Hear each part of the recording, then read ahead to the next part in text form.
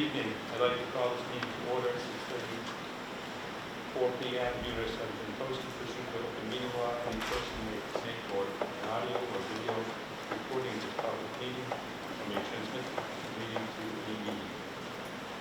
Attendees are therefore advised that such meetings or such recordings or transactions may be made whether received or unreceived by those present and are deemed acknowledgeable and permissible. In the roll call, members here. Ms. Andrews. Present. Mrs. Gagliardi is absent. Mr. Goff. Present. Mr. Shadow. Present. Mr. Pierce. Present. Ms. Vincent. Present. Rich Vincent is here. Also with us are the our newest member, introducing for the first time, Sophia Pichetti. Jean. Sorry. And welcome, our student representative. You're duly elected and attending here tonight, so welcome, and we look forward to your participation. Also here is Superintendent of Schools, Mr. Jeffrey Schoonover, Director of Business Finance, Mr. Carlo, Director of Curriculum, Mrs. Pascal, Director of Special Ed, Ms. Meg Ashton, and Technology, Building and Grounds, Mr. Manuel Alves. Yes? No, Mr. Alves is not here. All right, okay. And we have Dr. Brosford as well. And before the session, as well.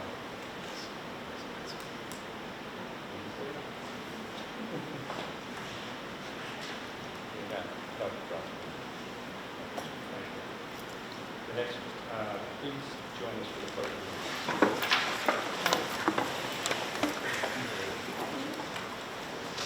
Allegiance to the flag of the United States of America and to the republic for which it stands, one nation, under God, indivisible, with liberty and justice for all.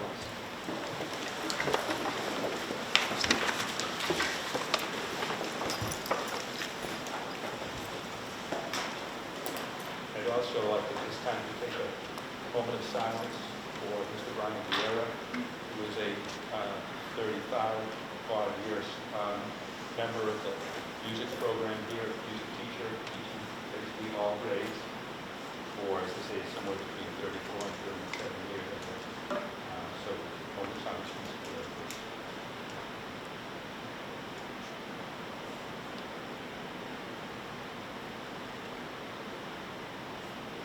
Thank you. The next regular scheduled meeting is, this committee is on Tuesday, January 18, 2022, here at the Somerset Berkley National Library. First up, we have with us tonight the Unified Basketball Team. Mrs. Norman, would you like to say a few words? Sure. So first of all, thank you all for coming tonight. I want to introduce our two coaches, and they can introduce some of our players. Ms. Molly Keith and Tammy Polito.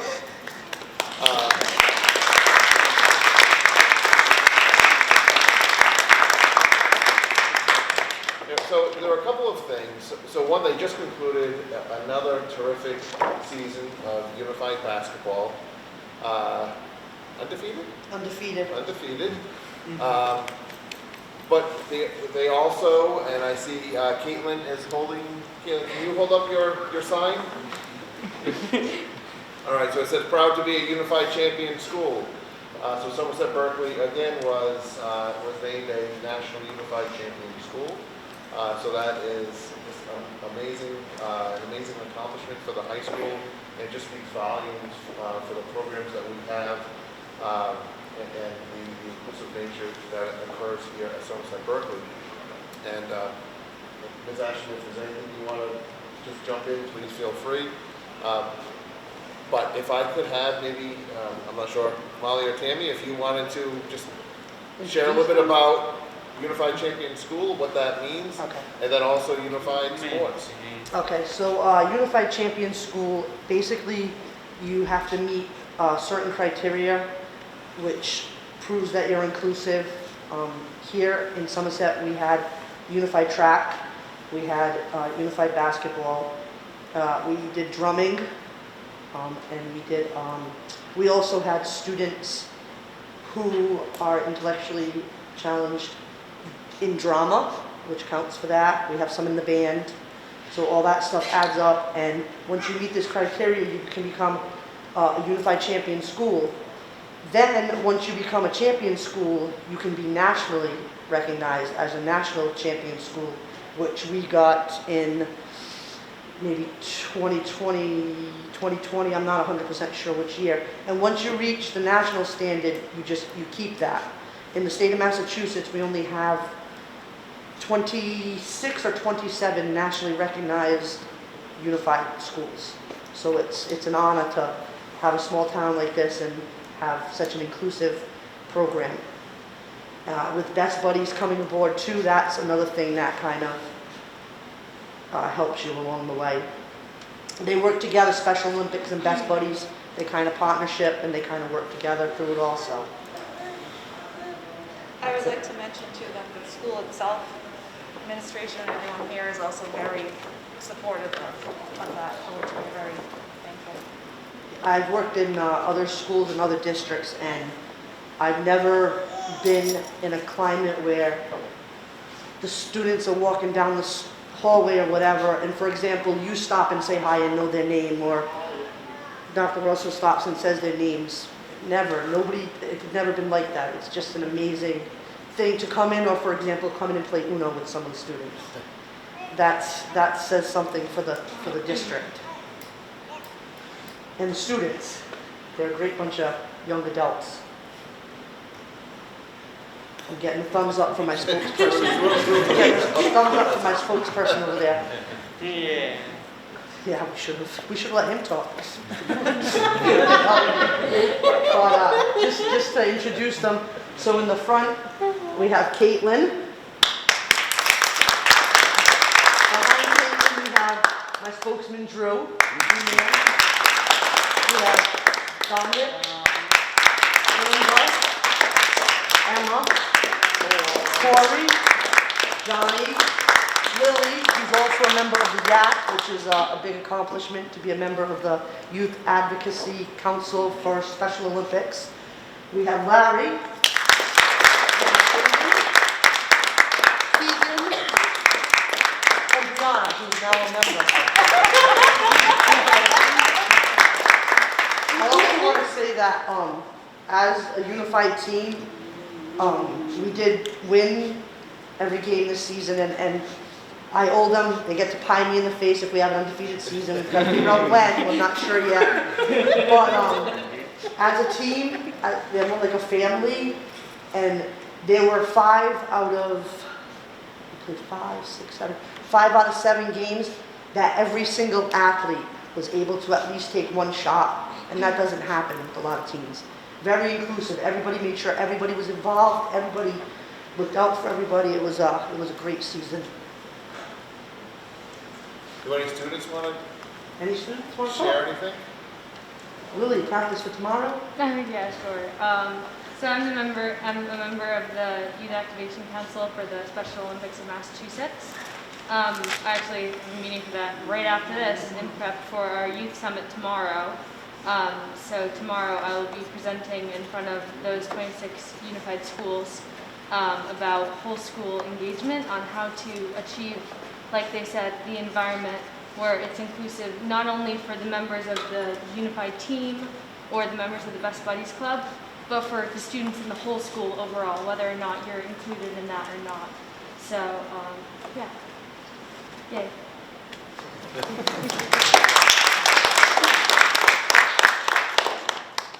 Emma, you said you might want to talk. You change your mind? Hi.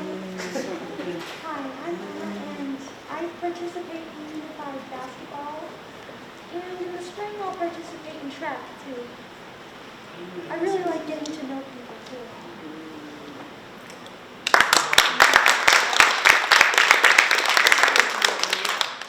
Larry wants to say something.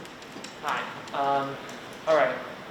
So, like, you know, what is so amazing to me is that out of the first 7 games we've had this season, like 5 for like 5 games, like everyone got to take a shot, and that just means the world to me as a player.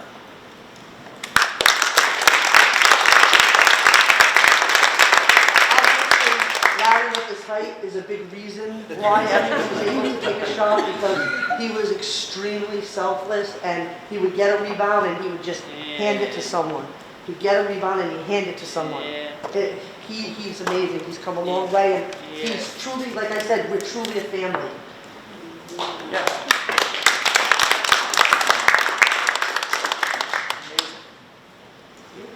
Well, excuse me, I would just like to say that, you know, I had the benefit, went to a couple of games a few weeks ago in the auditorium, and it was, and I know other members had a chance to get there as well, but I was really impressed with the teamwork, and the camaraderie, and the dedication to do it. Really, it was perfect. You know, just had to say it was really good. So thanks to all of you for all you do, and I could see that in the game, that when you talk about sharing so everybody gets a shot, you could see that in the game. You could see that everybody was trying, everybody's pushing everybody up, lifting everyone else up. It was terrific. So thank you very much. Thank you. I happened to, that was my first game the same evening that Mr. Fenstermaker, or the same afternoon. And when I left there, first of all, I thought I was going to go see some students play, but I actually witnessed athletes. They were really well, and as Mr. Fenstermaker mentioned, you know, the passing of the ball. But the part that really made me proud of this team was, at one point, one of the players, I believe was from Case, got knocked out. 2 of our players helped them up. You know, it was just amazing to see. Okay, it's not just about the team. That was something. And the other thing that really caught me interest, because I came here after the game, especially the second game. I came to this meeting, and I realized my jaw was kind of hurting, and that's because I had a smile from ear to ear throughout the whole event. It was just really something. And I'm glad that you happened to be at the restaurant with Mr. Austin and informed me that there was actually a game, because I've been wanting to see it. But I can tell you, I have a feeling that you're going to see more and more, not only family members at the game, but also people from our community. But it was great, not only to see the game itself, but like you said, the students that were also in the crowd rooting for our athletes. So that was just amazing. What a great program. I'm very pleased that our high school is getting these honors, but it's not because of it's because of what you all do, from the athletes to the coaches and to the teachers, from the drama thing and all of that. So well done, and I look forward to seeing next year's team out there as well. Thank you. I know you mentioned, Lily mentioned whole school engagement, and you mentioned seeing students in the stands for fans. So this year we had a game where the entire boys soccer team came to support us. We had a game where the entire football team came to support us. And we also had a game where obviously Best Buddies came to most of the games to support us. So it was nice. And years in the past we've had people up above, you know, doing cross country or whatever, and they stop and they cheer us on and stuff. So it's a fun time. We try to have fun. We like to win, but we try to have fun.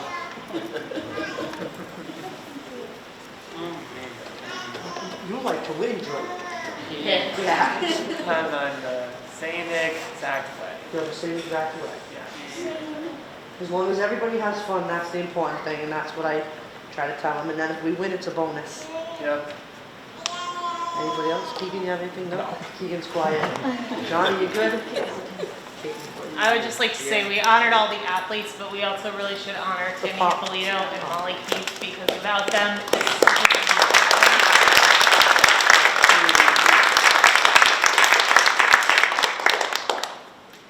I want to mirror that, and I want to say thank you to Susan and all the adults and the students as well. As you know, over the last year, I took a lot of parents and potential students and different people through the school to see our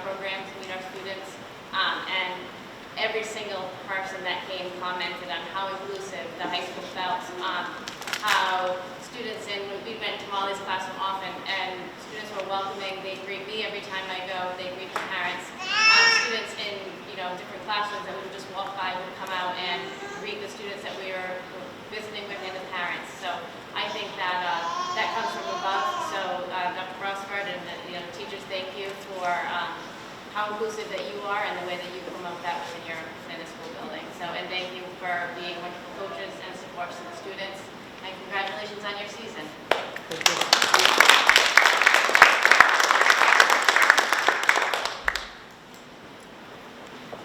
Thank you for asking us to come here. That's And wonderful for the team to be, the students to be acknowledged. Thank you very much. they work just as hard as anyone else, so it's an honor for them to be recognized.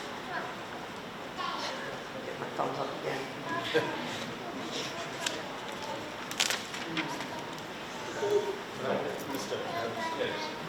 Have the members of the team received any kind of a memento or anything for their winning season, for their undefeated season? No, we have not, but we do get, just like any other MIAA sport, they receive varsity letters and they receive their letterman jackets. So that's important to a lot of these guys. Walking down the hallway and somebody says, "Hey, nice jacket," just puts a smile on their face. So, it's actually our third, right, 3 years in a row we're actually undefeated. I have to throw that in there, sorry, I like the minutes. You have a question? You guys doing the polar plunge again? We are setting up to do the polar plunge, yes we are. Yeah. Do it. Right out here again, we're going to talk to the fire department and hopefully get them involved again. Yeah. Very I would like fun. to publicly challenge all the other committee members right now to do it this year as well. Yeah. It's got to be on a warmer day. Has to do it too. It Warmer would be day a than polar last plunge if it was probably the coldest the Friday coldest day in in March. The windiest Friday in March. We're working on this. Vanita and I have started with the leadership team It was cold. coming up with some ideas. We want to theme it this year, so What's that? we'll see. Yeah. It might be a polar plunge. Polar plunge. Okay, well, thank you all for being here. Thank you. Thank you. We enter as a family, so we're going to leave as a family, if that's okay. And can we just do one thing? It's our tradition we do after everything we do together. Put them in. Put them in. Come on, Caitlin. Come on, Johnny. All right, come on, Jonesy. Come on, Caitlin. Come on, Brianna. All right. Come on, Caitlin, honey. On 3, loud and proud. Ready? 1, 2, 3, baby!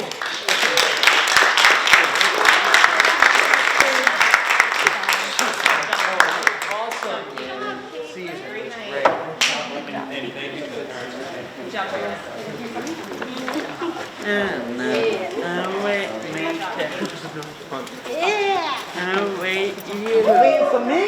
All right. You're waiting for me. Thank you very much. Larry, thank you guys for your help. Thank you. Thank you. Good job, Tori. Good job, Joe. Just gave me.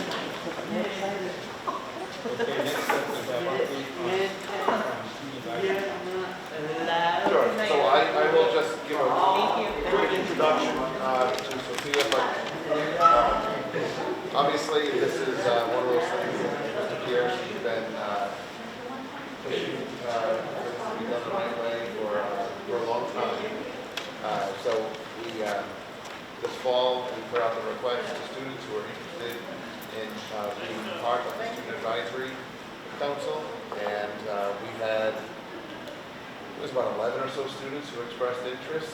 And when Dr. Belsford and I were talking about it, should we run an election and go with the bare minimum of the minimum requirement of 5 students, we decided just to include the 11 students who expressed interest. And we had our first meeting last Friday, and the students, by the Mass General Law, elected Sophia to be the chairperson of this committee, and in that role, she is now a member, a non-voting member of the Somerset Berkley Regional School Committee and will hold this position until the remainder of the year.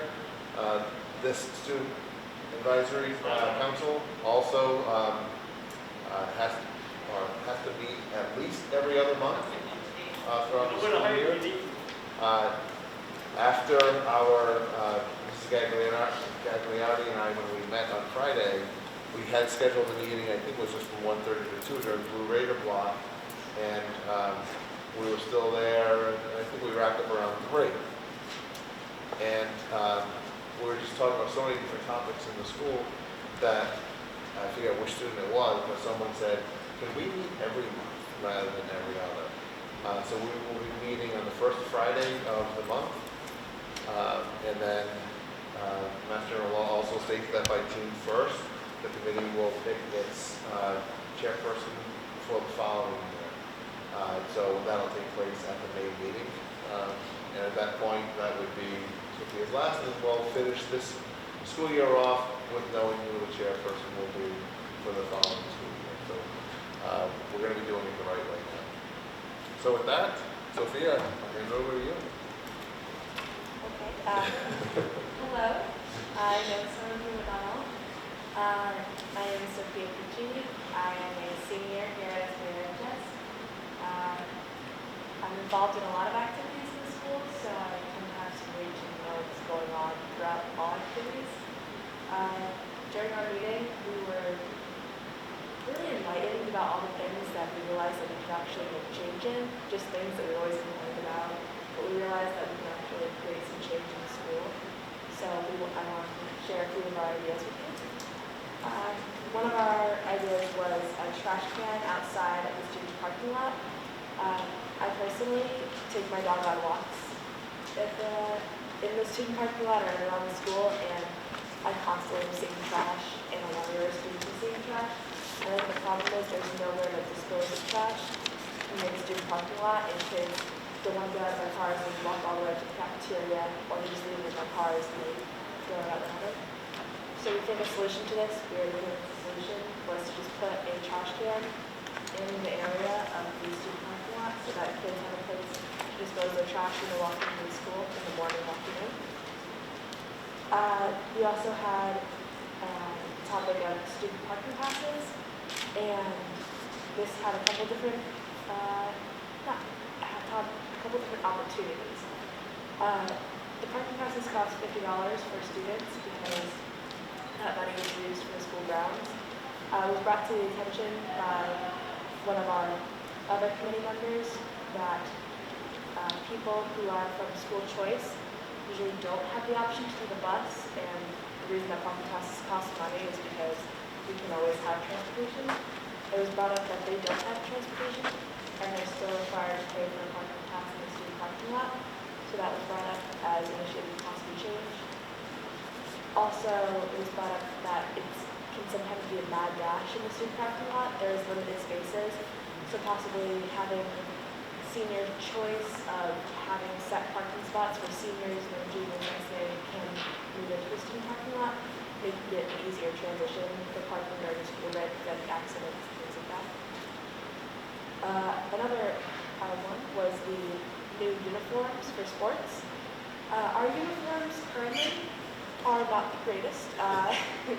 I'm actually part of the track team. I joined this year, and I was unable to go to practice Saturday, and I was told that which is fine with me for this year, but there wasn't enough uniforms, so I would probably have to use a male oversized uniform for while I throw the shot put, which wasn't very fun to hear, but I'm pretty relaxed about those kind of things. But for a lot of people, they need the right competitive form to go run their races and play their best. And we're a very sports proud school, and I think it would be really important for us to get those nice new uniforms like all the other schools have. As a big part of our student athletes, that's what they wanted to see change in. Another thing with the uniforms is the Lady Raider. I know this has been an issue in the past. The girls' uniforms, such as tennis and soccer and a few of the other track uniforms, say Lady Raider on them. And obviously, that is a topic that some of the female athletes do not identify as Lady Raiders. And the fact that they have to label themselves as lady raiders does not make sense in this current world. They shouldn't have to label themselves as such and or have to be uncomfortable in another uniform. Another problem that or opportunity we would like to address is vaping in the bathrooms. During COVID, we did not experience such problems vaping in the bathrooms because only one person was allowed in the bathroom at a time.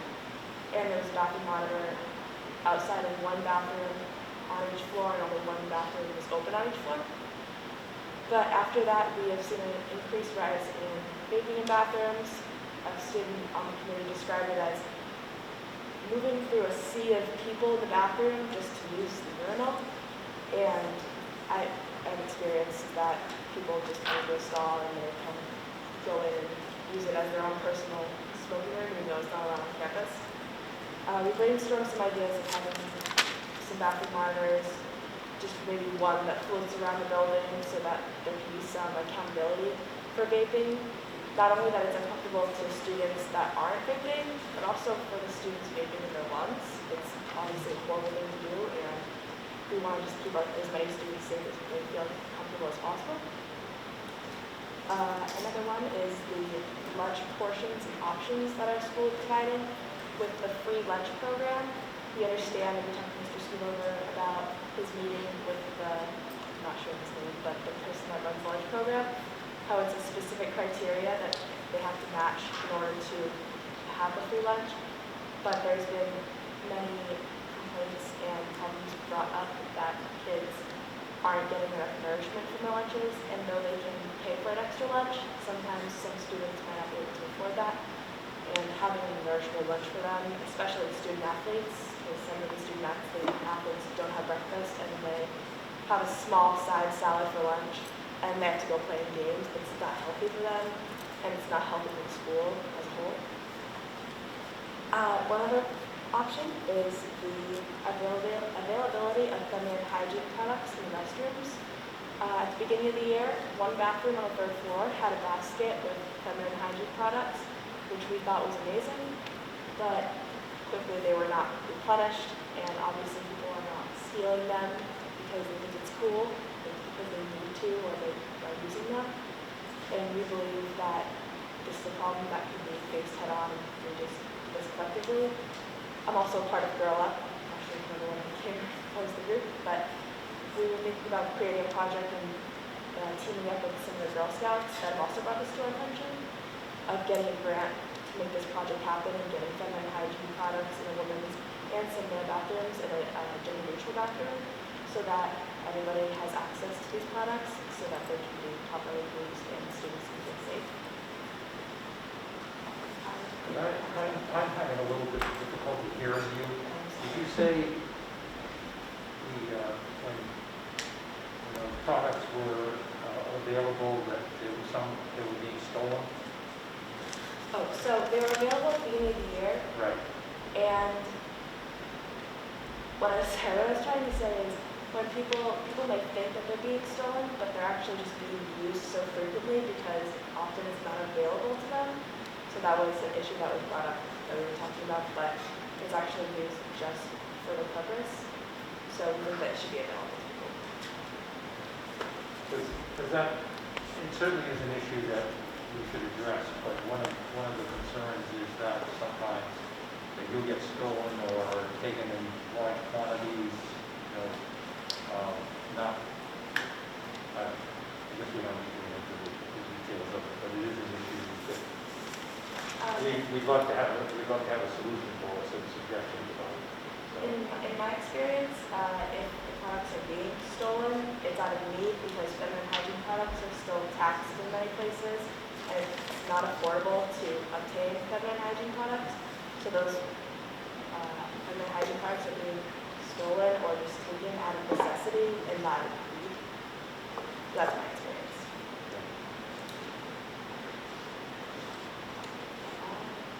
Those were just some of the things we discussed. It was a very long meeting.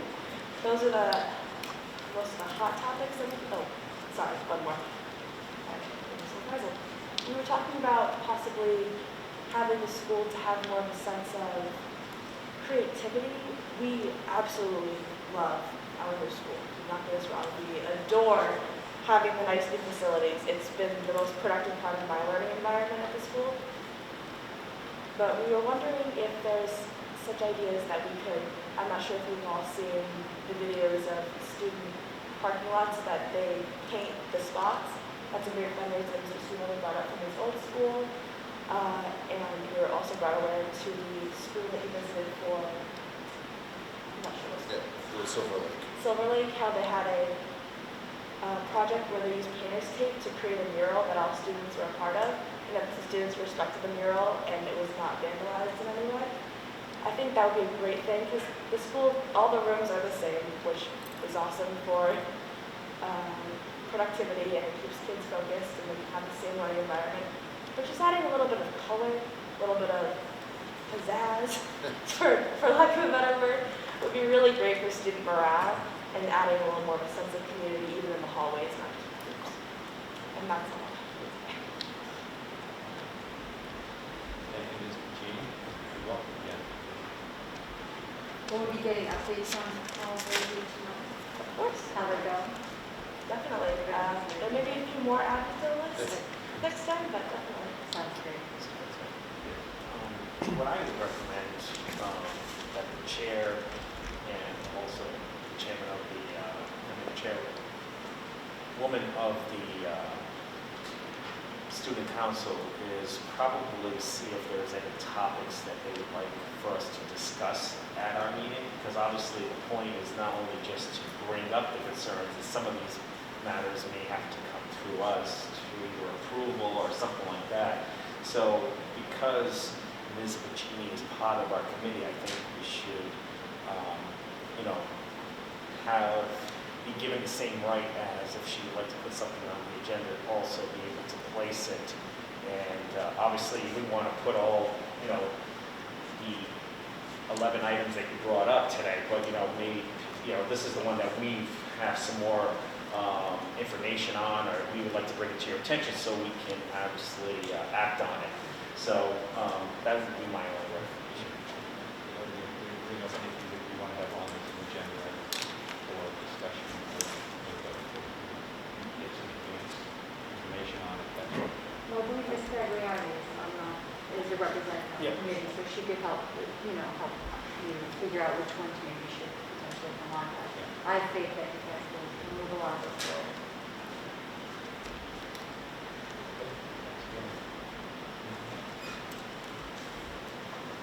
All right, moving on to the school improvement, school growth plan.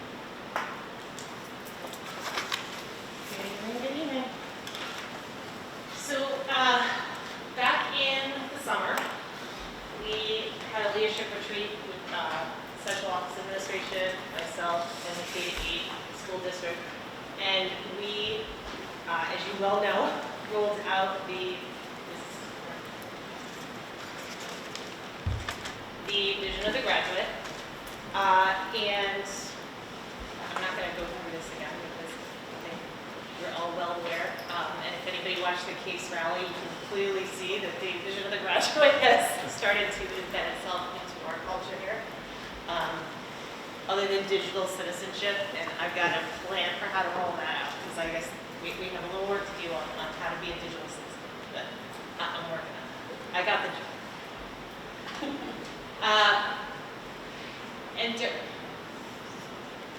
So during that meeting, our superintendent, Mr. Scudova, rolled out a draft version of the strategic objectives, and my understanding is in January, we're all going to be getting together to develop this a little more and make sure that this is all finalized. But this is what I worked off of in order to start our school improvement plan. And the School Advisory Council and myself and Ms. Spur and Mrs. Duputo have been working on this since September. Our monthly meetings with the School Advisory Council have primarily focused on our school improvement plan, looking at these objectives and then turning them into some measurable goals. We have some lofty goals. I do not believe they will be completed at the end of this year, but we have action steps that we intend to carry out this year and in the next few years. So to that end, there are 4 goals, and I believe the full version of the school improvement plan was shared with everyone. Is that correct? So I'm just going to give the overview here. I'm not going to go for everything. Our first goal is to design, integrate, and assess the vision of the graduate. This slide is basically showing you the priority areas that we're hitting based on this. As you all know, in March, we will do our decennial NEAS reaccreditation. So all of these goals are also based on the priority areas that we have to address come March, which is something that we're also working on. And then again, to go back to the intended draft district goals. The second goal is to develop and implement engaging curriculum, high-quality instruction, authentic assessment that emphasizes career, college, and post-secondary life readiness. We felt that, again, going back to the vision of the graduate, we're looking forward. We're looking to life after Somerset Berkley Regional High School and getting students ready for the next part of their lives. And we need to make sure that all of our curriculum, all of our instruction, and all of our assessment practices are focused on that and reflect back to the vision of the graduate. You can see that this goal addresses multiple NEAS priority areas, as well as, again, the first strategic draft goal. The third one, reevaluate and connect graduation, credit, schedule, guidance, and counseling services to the vision of the graduate, career, college, and post-secondary life readiness, cultural awareness, and diversity. My understanding is this is something else that we want to kind of have a conversation about as well at our retreat in January. And, I think it warrants looking at our graduation requirements. We have had the same graduation requirements for the past 11 years that I've been here. Looking at the fact that we have pathways, looking at the fact that, we have this new vision of the graduate, I think it's important to look at what we're doing and does it really reflect our intended outcomes from the vision of the graduate. And this goes, again, with many of the NEAS priority areas. For anyone that is confused, priority areas are must-dos. Those are things that in the NEAS report we must address. Recommendations we don't have to address, but they did recommend them. So we do have to, kind of think, they encourage you to think about them. And this is one that we definitely see connected to this goal. And then finally, increase opportunities and awareness for student, teacher, and family and community partnerships. This is one that the School Advisory Council felt was very important that we word correctly. When I started presenting them my ideas for our school improvement plan, we just had increased opportunities for student, teacher, family, and community partnerships. Our School Advisory Council members felt that we had a lot of opportunities for these partnerships already embedded in Somerset Berkley, but people didn't necessarily know about them. So something that they felt very strongly about, and we added because of the members of the School Advisory Council, is the word awareness. So how are we going to do this? First of all, designing, integrating, and assessing the vision of the graduate. What you're going to notice as I go through the next couple slides is this all kind of melts together. They all kind of build on each other, and they all integrate together. And they really all go back to this first goal, which is which we've already designed, the vision of the graduate, integrating it into all that we do at Somerset Berkley, and then the end is how do you assess it? How do you make sure that you've done what you said you were going to do? And this is a long-term plan in order to do this right, in my opinion. To shove everything in and to come up with a quick plan just to say we're doing it is not something that I am ever for. If we're going to do it right. So obviously we've presented the vision of the graduate to the faculty, staff, students, you, the community. That has all been ongoing this past fall.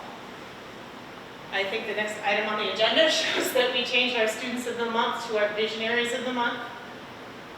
We continue to embed the vision of the graduate into our curriculum and instructional practices. That's something that we've asked our content coordinators to look at as they're writing and revamping that curriculum.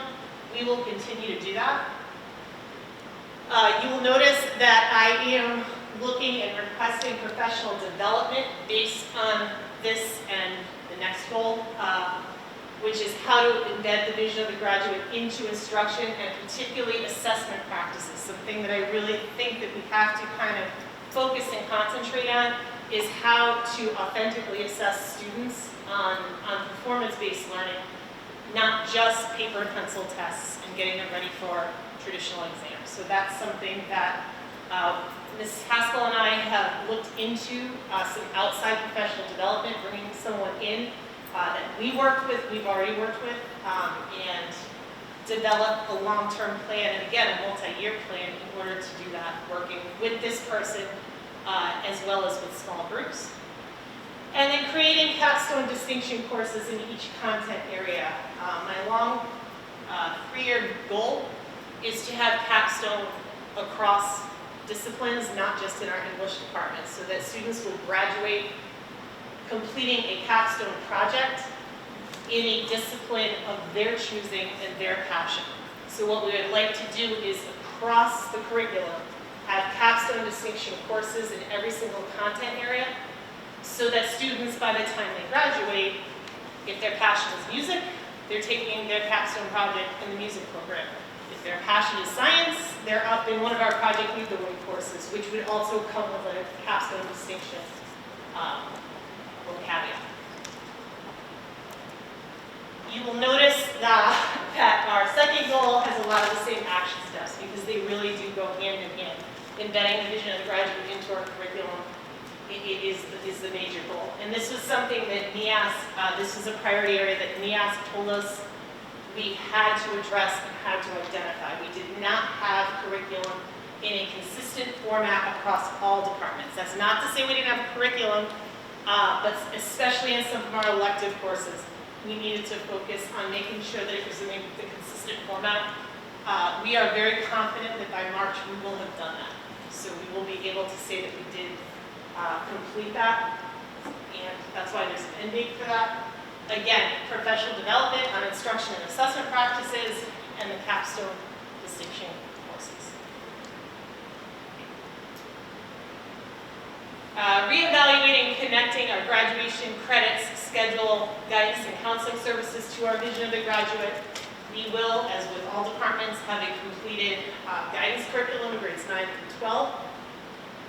We are looking into partnerships with Bristol, formerly Bristol Community College, to partner with them in our Project Lead the Way program to perhaps create a 4th year of the Project Lead the Way program where they can actually take coursework at Bristol in order to gain both high school and college credit. We want to add additional dual enrollment opportunities for students to get that pre-college experience. We do want to talk about review and revising our graduation requirements and embedding SEL college and career curriculum into our Blue Raider block, which we have already started to do. It's our first year doing it. We have been piloting it. It is going really, really well, particularly the feedback that we're getting from our 9th and 10th graders. There is more to do. But this is our first year, our first attempt at it. And we are only, we got lots and lots of ideas. And it's really nice to be able to, at the end of each session, kind of sit down and say, okay, what worked, what didn't work, and move forward in years to come. And then finally, increasing opportunities for community partnerships. Again, that 4th year with Bristol, dual enrollment opportunities, the Blue Raider block again. Student participation in committee work is something that Ms. Spur, Mrs. DeCudo, and I feel very strongly about. For the past few years, when we have revised the handbook, we have put students on that committee. I know Sophia did not bring it up, but I know that students want to have some input on the schedule. We want to hear their ideas on graduation requirements, and so anytime, and also just interviews. We did a lot of work this year when we were interviewing potential staff. We had students participate in those committees because they're the ones that are going to be learning from these professionals. And students know what they need, students know what they want. If you recall me talking about the vision of the graduate, I said that the best feedback we received was from the students. So We do a lot of surveys. They might be sick of our surveys, but we do a lot of surveying, a lot of question asking, and I really do appreciate their feedback. And then embedding ways for parents, students, and community involvement into school communications. In my newsletters, in our communication on the websites, particularly as we move towards more internship opportunities and more capstone opportunities, a lot of our students are doing great things and have great ideas in their capstone and all kinds of coursework, but particularly I'm thinking about the capstone and Project Lead the Way courses. And the biggest struggle we hear from the students is finding the right person to work with, to be mentored by, to complete that project. So we've been talking about, okay, well, what about if we advertise, so to speak, and kind of create a want ads in the newsletter and on the website for students to be able to say, okay, this is what I'm interested in. And, who knows who's out there reading the newsletter who's like, I have a neighbor, I have a nephew, I myself am interested in this. So a lot of our students, again, they have these great ideas, they don't necessarily have the right person to work with, and we think there's a lot of untapped resources in our community. We also want to create a true career day at Somerset Berkley, where we bring in community members and almost do an ed camp style for the students, where they have a day where they come in and they're able to go to potential career interests, places, kind of coursework where you can just learn about, financial aid, you can learn about applying for jobs, the military, whatever their interests are, and we do a day where they're able to sign up for different seminars and participate in them. So those are the 4 school improvement goals. This was endorsed by our school advisory council on December 1st, and again, it was endorsed on December 1st, but we have been working on it since we started working together at the beginning of this year. And I will say, my school advisory council this year is amazing. It is the best participation in 11 years on the school advisory council we've ever had. It's the most vocal group, but vocal in a good way. I don't mean that sarcastically in any shape or form. They do their homework. When I send them, please read this, please review this, what suggestions you have, they really come back and give me feedback and suggestions. This is not a, just, yeah, whatever you want kind of thing. They really have some really great, great ideas, and we work really well together, so I'm really proud of them. And then the next day, December 2nd, I met with my principal's advisory council, and they too endorsed the school improvement plan. And those are mainly the content coordinators and assistant principals.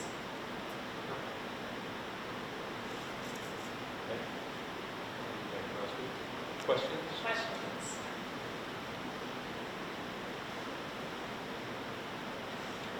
I had a couple of notes. And I know it's things that you're well aware of.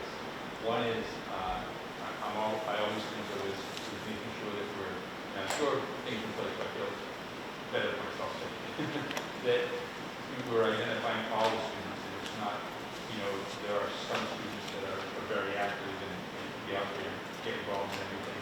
There are other students who may shy away from that or not be as committed as, to their classwork. So, and how in this process do you bring all those students in? So, Or, I guess, I don't want to overwork, but that's one of the things I would think about. Is how do we make sure we're bringing all the students in, and not just the higher chamber as well? So I think the most important thing is by forming relationships with those students and making sure, and something else that I'm really committed to is finding our untapped resources even within the building. The people that you see on my principal's advisory council are amazing, and I can go to them at the drop of a hat, and if I told every one of them, please show up tonight, they would. They're amazing people. But we have a lot of other teachers and resources in the building, people making connections with all different, all of our students. And getting those voices at the table too is just as important, and saying, bring 2 of your students with you to this meeting. Tammy and Molly are a great example of that. grab 2 kids. Everybody grab 2 kids, and we're all going to meet in the library on Blue Raider Block. I love Blue Raider Block for exactly, and I'm really sorry that I didn't get there this week, but I love the idea of using Blue Raider Block for those forums, and it's something that I have committed with the student council to be meeting with them once a month. Just getting those focus groups. We do have a diversity coalition that's going to start meeting during Blue Raider Block once a month to talk about diversity issues and concerns within the building. So we have a lot of ideas about getting people together, but I think it's about making sure that every student is connecting with somebody in the school, and then making sure that, like, bring your friend, but bring your students with you, and getting all those voices at the table.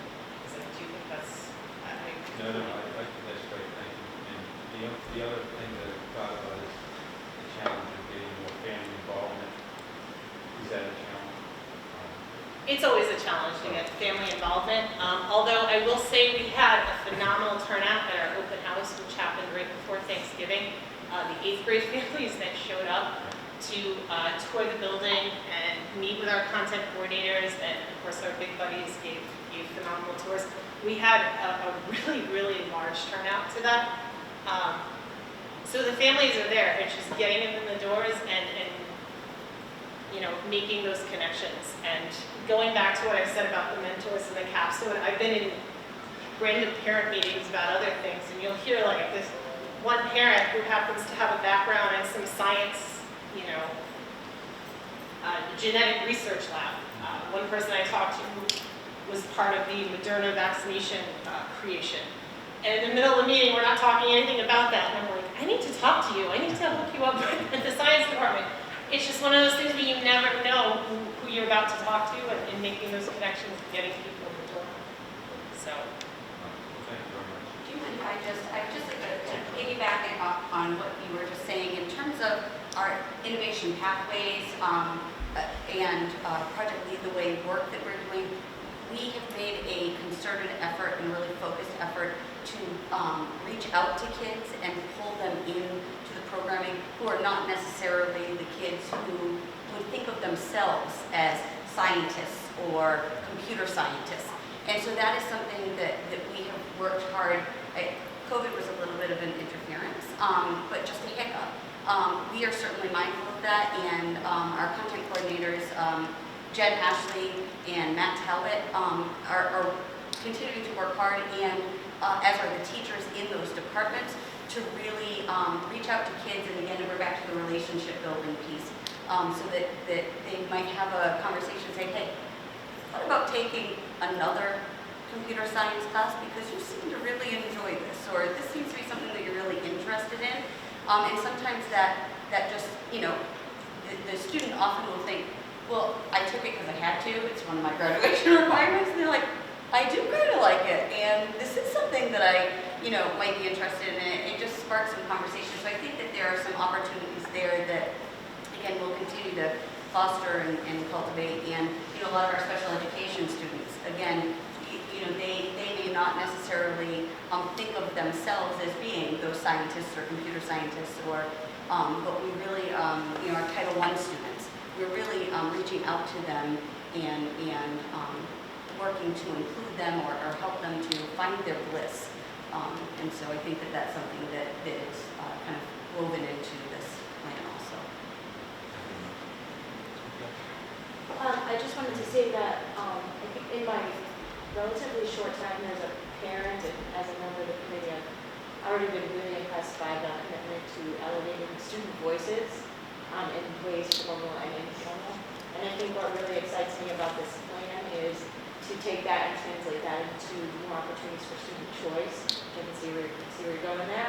And I think that's really exciting, and I think that by tackling that, by looking at things like credits, graduation requirements, pathways are great, right? Because for helping students sort of focus when you're thinking about post-secondary opportunities. But I also think the opportunity for a lot of flexibility, especially once students have that foundation in grades 9 and 10, when you're moving into sort of upper class years.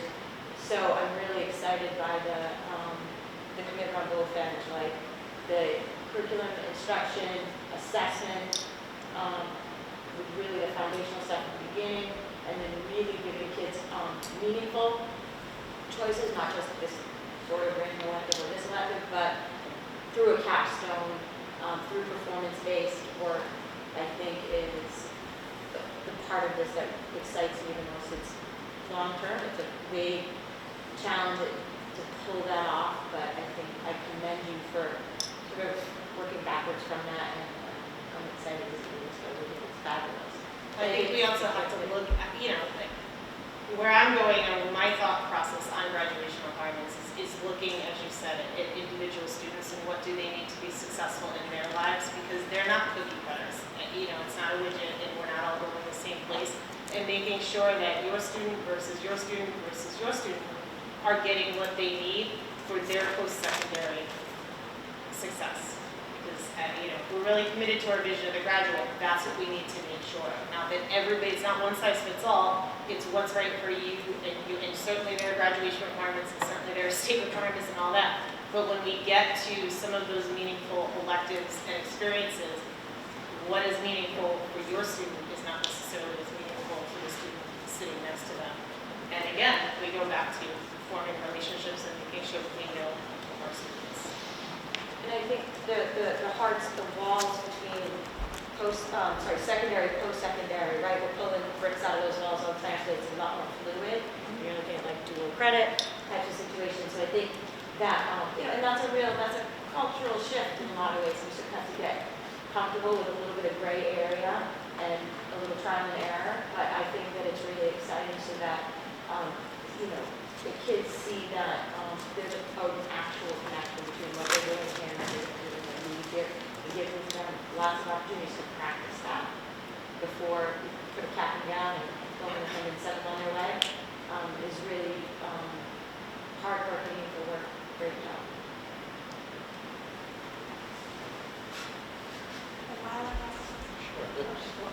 I just had a few quick ideas that might kind of support students.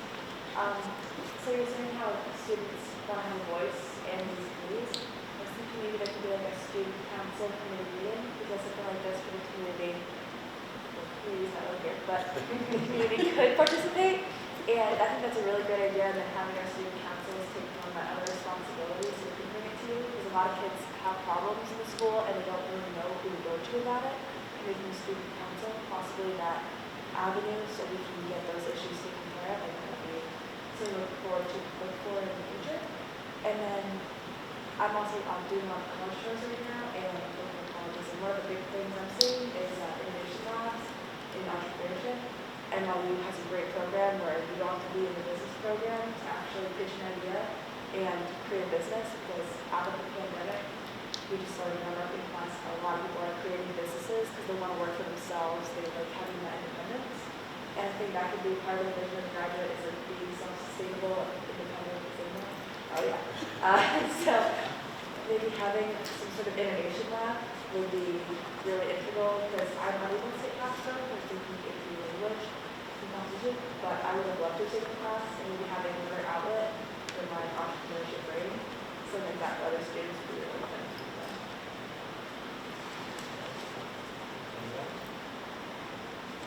Thank you very much. We looking for information? I'm sorry? A vote on this, or is this an update? Mr. Smith,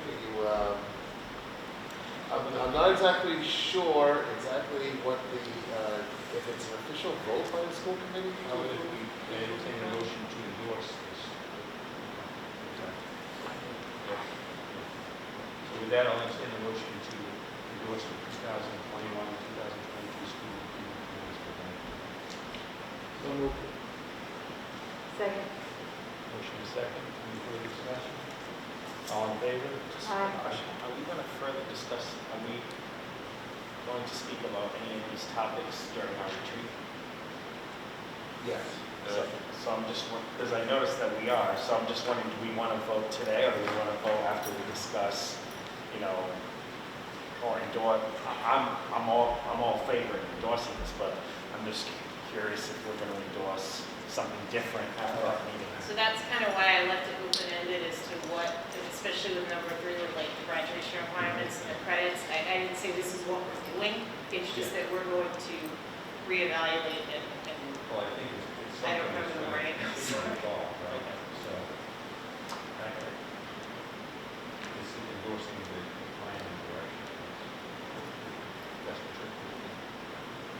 I think the work that would take place at the retreat, particularly as it relates to graduation requirements, ties in very well with what Dr. Brosford just presented. It's not going to be in conflict at all with it, but it's really, that step is actually part of the process that she's envisioning.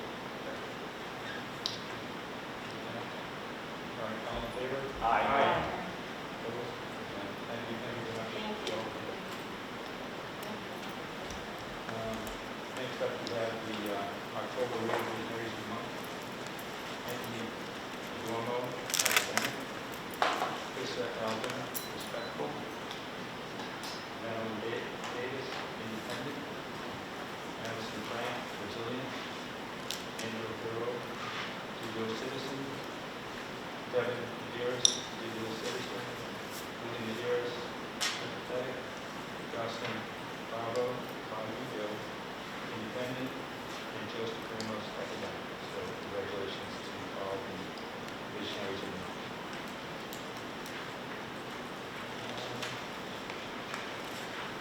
Next up, we got business and financial matters, Esteban. Actually, this one, I'll take this Oh, you take that one, okay. So actually, I gave you some information this evening just to outline a little bit about ESSER 2 and ESSER 3. ESSER is the elementary and secondary schools emergency relief funding. ESSER 3 is, that was part of the American Rescue Plan Act. So we have the two allocations that Somerset Berkley Regional School District received from these two rounds of funding. Just over $124,000 in ESSER 2 and almost $267 in ESSER 3.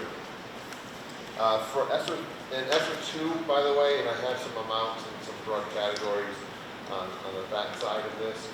ESSER 2 has been programmatically approved. That plan was submitted back in around July 1st, I believe. ESSER 3, which has been submitted, we are still waiting to hear from DESE about the approval of this. So it's really, anything that's there is pretty much at a standstill at this point. For ESSER 3, since that is the larger of the two and the more recent one, I identified the 7 areas that these are broad categories that are these allowable uses of ESSER 3. It was fairly broad. There were a few exceptions for the funding. One of the requirements you'll see in number 1 is addressing the lost instructional time. So that learning loss that we talked about that was occurring from March 2020 through last year, 20% of the ESSER 3 amount, at least 20%, has to be focused entirely on addressing learning loss. And you can see by the amounts we went over and above that 20% threshold. But there were some other categories there. I will not review all of those with you. Part of the ESSER 3 application and the approval process is, or was to get stakeholder input to identify what the priorities would be from the school community. So I sent out a survey late summer, early fall, and we had, I think it was about 300 participants completing the survey. About half were families, parents. I think about 40% were students, and then the other 10% were faculty and staff and other community members. I think all or many of you participated in that as well. So with that survey, there were some areas that that we kind of broke down those top 7 into things that we thought would be areas to focus on based on our needs here. And providing mental health supports and addressing students' social-emotional needs was one. Addressing learning loss, which was the required piece. Adding programs that focus on career and college readiness. Providing high quality instructional materials. You can see on the back there's a few more. COVID-19 mitigation strategies, addressing needs of special populations, and providing ed tech. So from that survey, the top 3, not necessarily the grant didn't have to focus on the top 3, but the top 3 were the first 3 bullets that were addressed here. Not necessarily in that order, but providing mental health supports and addressing students' social-emotional learning, addressing that learning loss, and focusing on career and college readiness. So with that, so the grant application that's been submitted addresses the areas here with the dollar amounts beside them. One of the things that when Dr. Brailsford was running a number of student focus groups this past year, we've talked about this I think in the past, she interviewed about 125 students in small groups, and when asking what they would like to see added to the school, what they thought was something we were lacking, or something that would benefit them, were additional health classes, and particularly classes that address stress management. So as a result of that, we actually applied some of our SO2 funding, you can see from the bottom set of bullets, to add an extra health teacher this year to pick up some of those, to add some of those classes. And SO3 would continue that health teacher for FY23 and FY24 when the funds expire. A challenge with ESSER grants is using it on things that is not going to create that structural deficit going forward. And I think this health teacher is probably the exception to that right now, but it is funded for 3 positions, or can be funded for 3 years. And then we'll have to, at that point, look at the courses that we're running, whether these courses are meaningful for kids, whether it was a success, and then we'll have to look at our staffing at that point to figure out what FY25 would look like.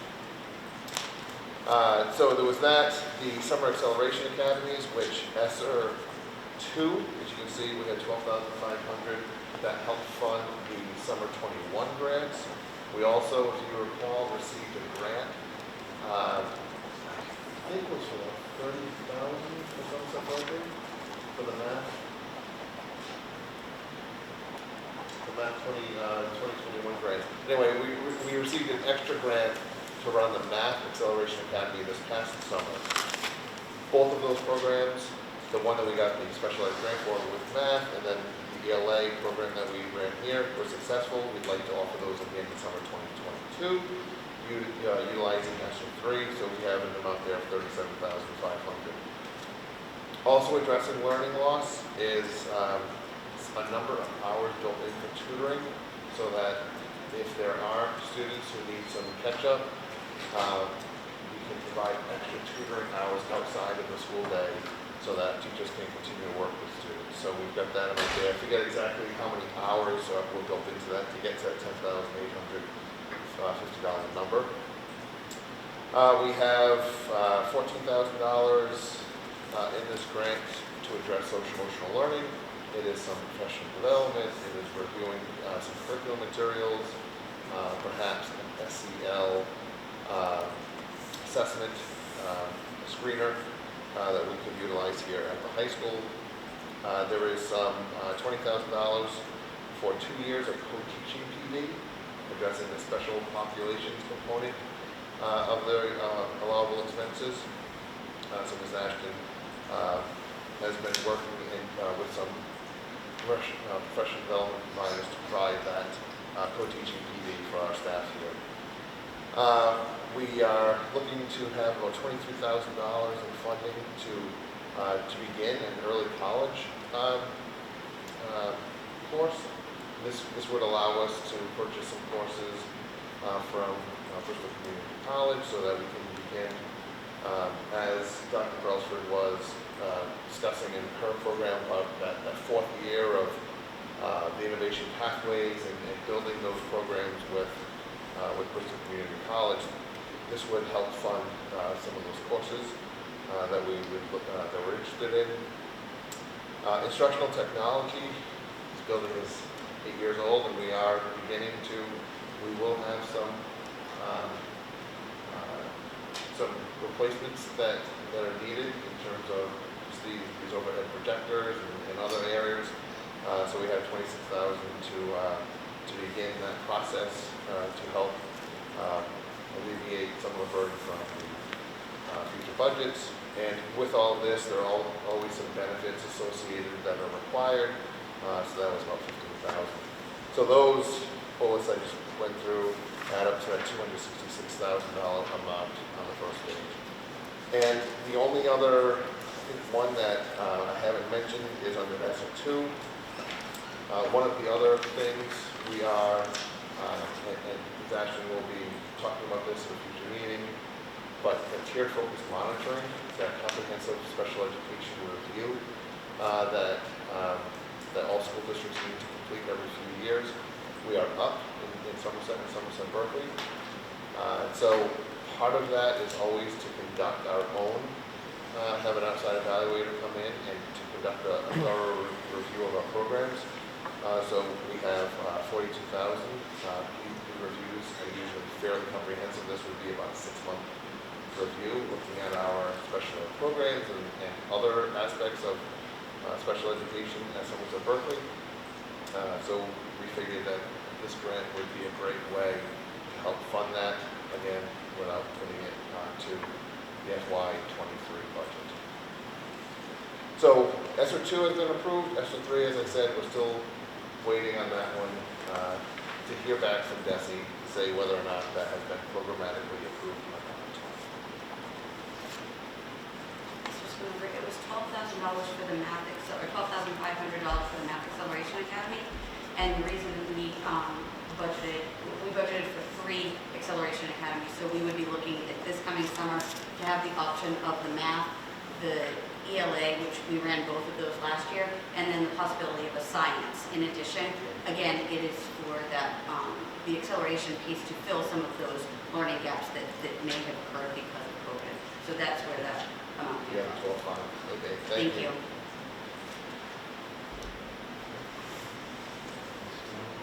Questions? The only comment is something that Mr. Scudo had mentioned, is just using one-time money to fund positions is always concerning, but you obviously addressed it, so. And it's something that our students were asking for. So it was not something that was really on our radar, but when the students in a number of these sessions all were asking for the same type of course, Dr. Brailsford is trying to figure out a way where we can maybe try to meet our students' needs, particularly after the last year and a half that we had experienced. Okay. Moving on to new business. We have approval of superintendent's contract for July 1st, 2021 to June 30th, 2026. And this is the final public vote on the contract. It was negotiated with the committees, distribution, pay rate, and pay rate leaders are different. So discussion on that. I entertain a motion to approve July 21st, 2021 to June 30th, 2026 contract with superintendent of the school. Second. Motion second. Any further discussion? Any discussion? I'll just say that we're very happy having you here many more years. So thank you very much for your service and thank you for, I know, some of the recent activities that have been losing sleep. So hopefully things can level out. Thank you. whatever normal language is. That's all. Thank you. All right, so all in favor? Aye. Opposed? Unanimous. Thank you. Next up, we have a citation for Mr. Carlos Campos, who's retiring, I believe, at the end of the year. At a meeting of the Somerset Berkley Regional School Committee on December 7, 2021, citation was prepared, signed by members of the committee, and voted and inscribed in the permanent records. Citation. Whereas Carlos Campos served as custodian, senior maintenance person, and supervisor of building grounds for Somerset Public Schools, Somerset Berkley Regional School District over the past 37 years. And whereas Mr. Campos was a member of the SBRHS Building Committee, his knowledge of the facilities and grounds is unsurpassed. He should be commended for his dedication to the needs of the facilities at all hours of the day and night. And whereas he fulfilled his duties with the utmost attention to detail and a resolute commitment to excellence, earning the respect of colleagues, staff, administration, and school communities. And be it hereby resolved that the members of the Somerset Berkley Regional Committee commend Carlos Campos in addition to reporting this expression of appreciation and gratitude for an honored profession and extend the best wishes for his good health and happiness in his retirement years. Doing this, I entertain a motion to move this citation. So moved. Second. Motion second, any discussion?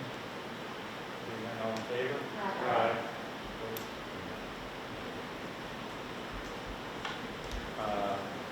Unfinished business, we have winter retreat, which is now set for January 25th. Will there be something at the place for that?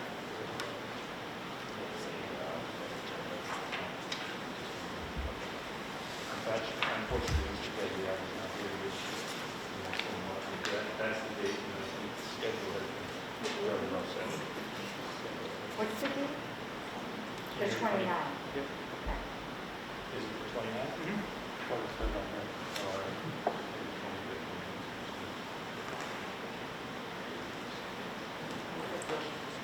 Is it Tuesday? Oh, Update on the presentation. all right. Moving on to policies. We have policies for the first meetings that were included in the packet for the first meeting.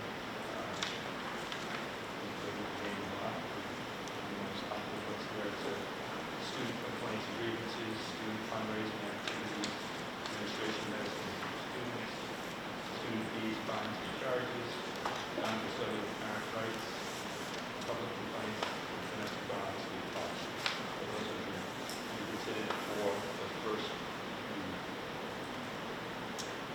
Yeah, could I just make a few comments? First, on student complaints and grievances, we're recommending that we approve the proposed changes by MASC, but we're also adding some language that we felt was appropriate for us. This is in the absence of mandated statutory procedures. Complaints and grievances should be initiated at the teacher, staff member, with the teacher or staff member involved, then to the principal, then to the superintendent. Pursuant to Massachusetts law, the school committee has no role in resolving individual student disciplinary matters. Excuse me, but I'm struggling to read with this background a little here and read the red, but I can't read the blue very well. The next one is administering medicines to students, and there we looked at the proposed language that MASC had provided about Narcan being present in the school, and their proposed policy read nay, and our committee felt that we should keep the language that we approved a couple of years ago, which says that we shall have Narcan available in the building. The next one is student fees, fines, and charges, and we were a little concerned that some of the language in this policy about the obligations of students pay for certain supplies and materials when they didn't have the financial wherewithal to do it. The policy is kind of confusing. For example, it says students shall be expected to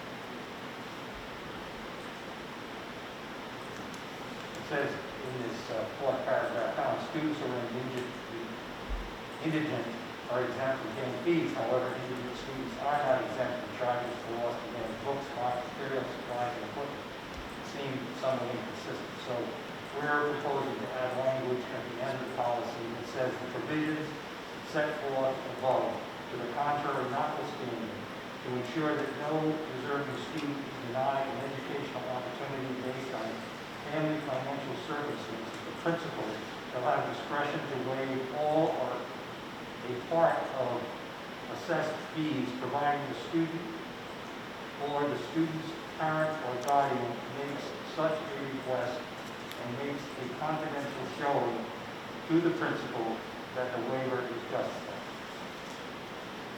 Next, non-custodial rights, we're simply proposing that we adopt this policy as recommended by the MASC. And I believe with respect to public complaints, we added some additional language. Our proposed changes are that are in addition to the MASC recommended language, which is in blue, so that this paragraph in red would read, complaints about school personnel would be investigated fully and fairly by the school administration and superintendent. However, before any such complaint is investigated, complainant must submit their complaint in writing. Anonymous complaints will not be investigated unless corroborating evidence to support the complaint comes to the attention of the administration. This was to address a situation where you may receive an anonymous complaint, but if there's other corroboration or evidence suggesting that the complaint is legitimate, that the administration should go forward with an investigation. And finally, the policy with respect to domestic violence leave policy. This is a policy that I was under the impression that we had addressed, but looking carefully, we found that we had not adopted this domestic violence leave policy. It's mandated by statute and was proposed by MASC, so we're recommending to adopt this in full.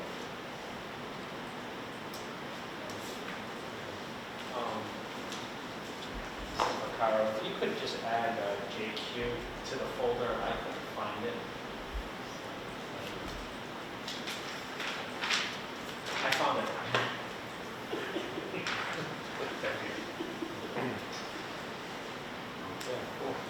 Are there any questions on these changes? I have just one question. JJE fundraising activities in the 1, 2, 3, 4, fourth paragraph. I'm just wondering, third paragraph, that activities, part of the community service event or program, must submitted to and approved by both the building principal and the superintendent. I'm just wondering if it's not sufficient to just have it be the building principal, assuming that the principal inform the superintendent. But I just didn't know if that was, do you want to know every single time?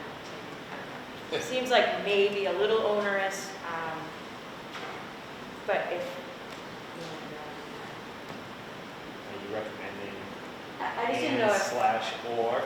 or it seems like, I don't know, getting the approval of the of the principal would be sufficient.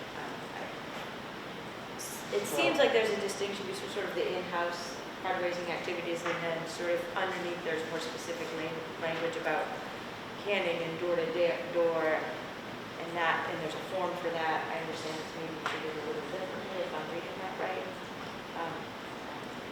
You want to put them all. Fine by me, I just didn't know if it's a lot. This is my only question. I think I read the superintendent speak, but I think there are some instances where we want to have consistency across both districts, and I think it's important for the superintendent to be aware of these fundraising activities.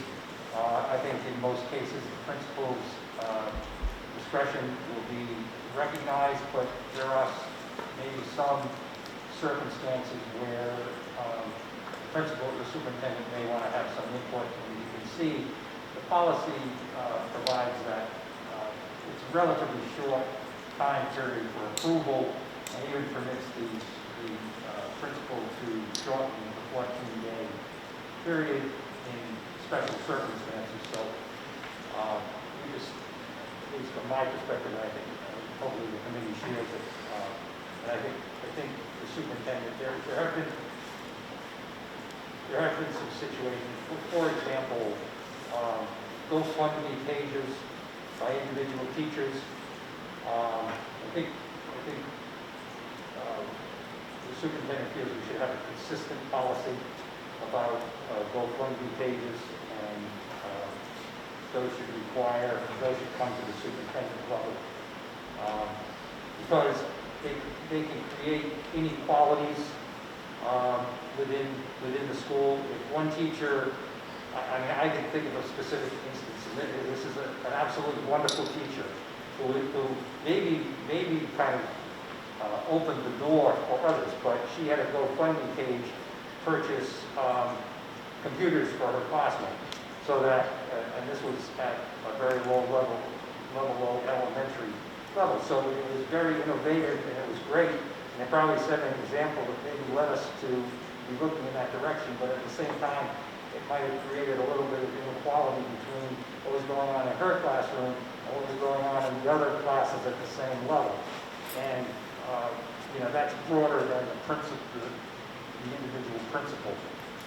So that's the reason for having the superintendent and the principal approve some of these things. If I may, I don't find that, I don't anticipate to be a very onerous process. It's very similar to field trip requests right now. All field trips are approved really by the building principal, and then they come to me for final approval. But it's more of an awareness, as Mr. Pearson was just saying, of what's going on, where people are going, when. And if it already has the endorsement of the principal, when I review it, unless I have a significant concern or question about something, it really is more just a quick signature so that I know what's happening. And I would say that the same would be true for these various fundraisers. Tried to say something out I truly appreciate it. Okay, with that, I'll entertain a motion to accept the policy as noted on this agenda for first reading. This agenda will become part of the minutes. So moved. Second. Motion is second. For discussion. Hearing none, all in favor? Aye. Opposed? Hearing none. Thank you. Mr. Pierce? Yes, with respect to the policies for removal, we had looked, the committee looked at these several months ago, and there's a little bit of uncertainty about exactly what action was taken, at least in my mind. So I would ask that we defer this, and I anticipate we'll have it on the agenda for our next meeting, but we want to run it by the policy subcommittee one more time before we recommend it to the full committee. Okay, so no action on that item. Okay, other matters of information, maintenance, capital planning, security subcommittee update. Thank you. Yeah, so the policy, the maintenance, capital plan, and security subcommittee had its first meeting on November 16th here at the high school. We met in person so that we could look at some specific situations. I think we had an excellent meeting, and one of the first things that we looked at is some issues that are left over actually from the school building project and from the traffic study that we had done a couple of years ago, which was done shortly before the whole COVID situation began, and so we kind of put it to the side for the time being. But there are issues on Luther Avenue that actually were discussed during the construction of the high school. There is a handicap curb cut out here on Luther Avenue on the south side of the street. It was supposed to be matched by a curb cut for handicapped access on the opposite side of the street by the town. That hasn't been done. The highway superintendent at the time, who is no longer the highway superintendent, had committed to resurfacing Luther Avenue once the project was completed. That has not happened. Part of that resurfacing was supposed to remove the sidewalk on the south side of Luther Avenue because it's in very bad condition.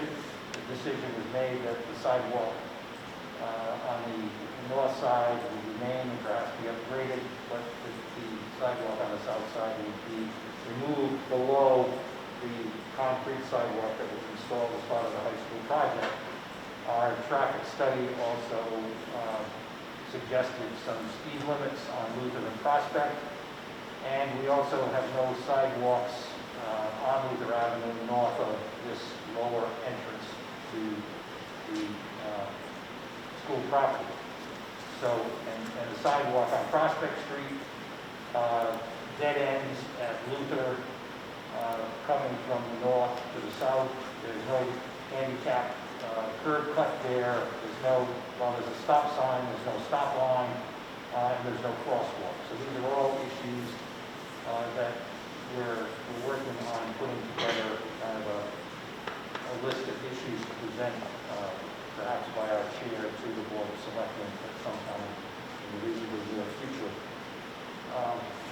We also looked at some other conditions within the building that were pointed out to us by Mr. Campos at the building property. There was an incident involving one of the dust collectors outside of the shops where the unit failed and one of the blades ran through the covering, and fortunately no one was in the vicinity at the time, but that has to be repaired, and Mr. Campbell's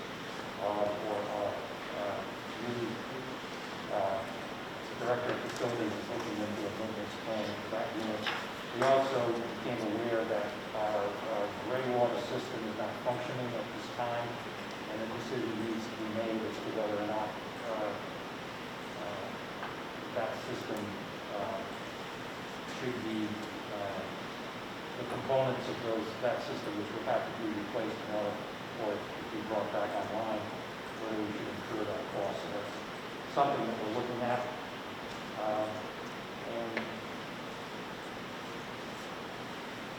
we still have the issue of the science flooring, so we're hoping to get a written evaluation of that situation and proposed changes. We learned that we now have a plan in place for field maintenance, both in terms of fertilizing and grooming of our artificial turf. So those are all positive developments. And we're still considering possible capital expenditures for the future. At the Massachusetts Association of School Committees conference, I became aware of two interesting points. There is a Massachusetts Association of School Administrators who has a very nominal annual membership fee. The executive director of that is from Dayton. I spoke to him after his presentation at the conference. He says he has a warm place in his heart for Somerset Berkley because he's from Dayton.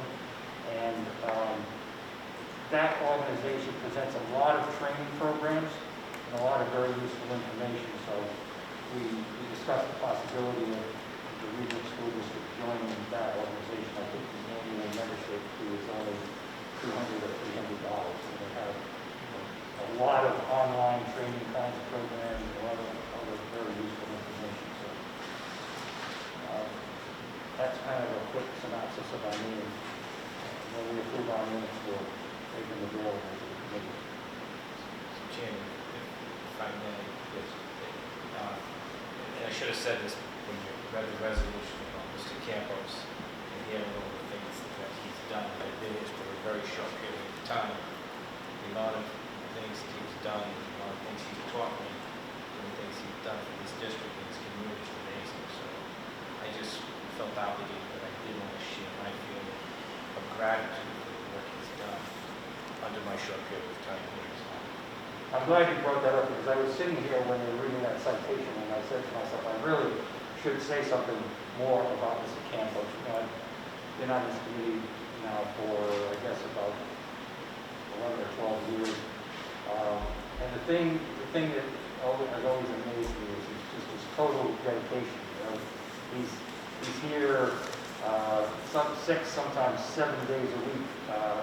And you know, you put in a call to him and you got your return call on Saturday morning.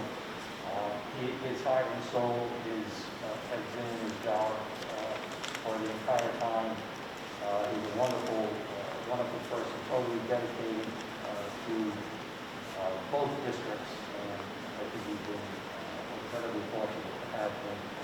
And really, people will miss him going forward.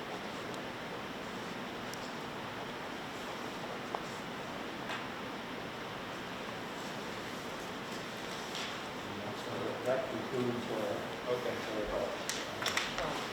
If something, just regarding the maintenance capital plan and all of that, during the Thanksgiving game, I was out watching, obviously, on the first half watching the students play.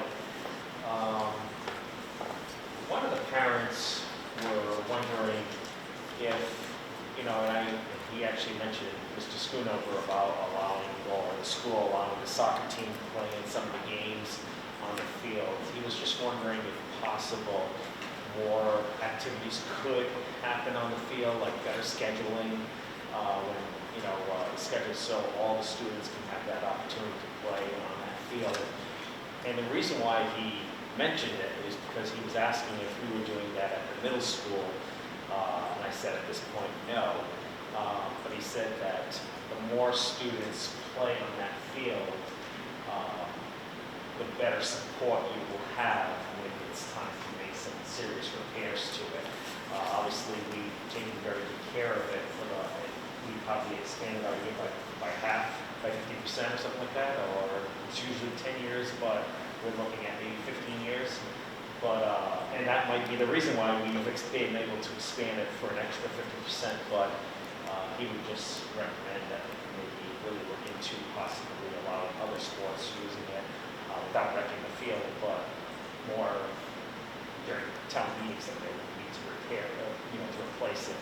You'll have the majority of parents come on. So I just wanted to share that with you, maybe discuss that, and nothing for today, but just for future years. Right. Perhaps that could be discussed with the athletic director. See, one of the questions, since Mr. Shara brought up the use of the field, on occasions I've driven by and I've seen groups out on the field that appear to be organized, groups playing either soccer on turf field on Sundays. Are we leasing the field to anyone, or because if we have organized groups out there, that's kind of a problem, I think. So I'm not. Do we still have someone inspecting the building on Sundays?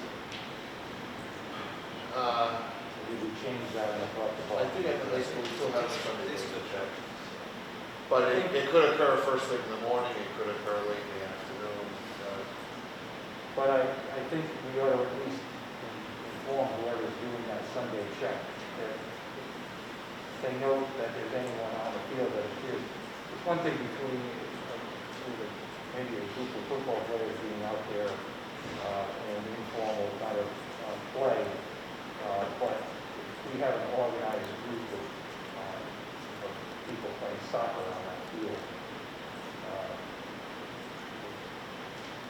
We should either be charging for that use, or we should be preventing it from happening. It's a tricky situation because in order to prevent it from happening, we lock the gate and then we don't allow community members from accessing the track. And it's difficult. And I know our custodians, our head custodian has asked people to leave the field on a Sunday if he happens to do the building check while that's happening. He's told me in the past he's done that. But if that's not the case, it's hard to police what's happening on the field mid-afternoon on a Sunday. And, you know, unfortunately, we could be like, let's say, the Brooklyn Park soccer field in Fall River where the gates are always locked and there's no access at all. And we're hurting members of the community who are also just trying to utilize the track. We struggle with. I'm not advocating at all for closing down the track to members of the community who want to walk there, but maybe we could work something with the Somerset Police Department so that if they observe people on the field, at least make us aware of it or identify who's out there. Because as Victor mentioned, perhaps a little more optimistically than I would, the elephant in the room is that the need to refurbish that field is going to come upon us quickly, and it's a major expense. And we need to be sure, we don't want to keep our students off of it, but we need to be sure that we're not having unsupervised groups out there, because that's the potential for the most damage to the field.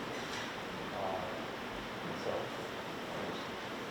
we can talk a little bit more about that myself. I don't even know if he's even posted it, but it's not. We use that to be posted. Posted, but maybe. I'm just going to go back for 1 minute to one of the things Mr. Pierce brought up, and that's the Luther Avenue issue. And I think it's really a combination of a partnership between the school district and the town, because it's this, where we are now, it's really a safety issue for students and members of the public that are walking. There's a lot of walkers in the area coming in for use of the track facility or just walking in general. And Luther Avenue does have some traffic, and there's inadequate sidewalks. And we've got on the school side, we've got the issue where we've got the cars up against the fence, and then we have to walk on the street to the ground, and then walk by where the school buses are, which is kind of a dangerous situation. So just to reinforce it, the idea is to kind of get an outline of the plan and then take it to the selectmen or the highway department board to see how we can work together in solving some of the issues with the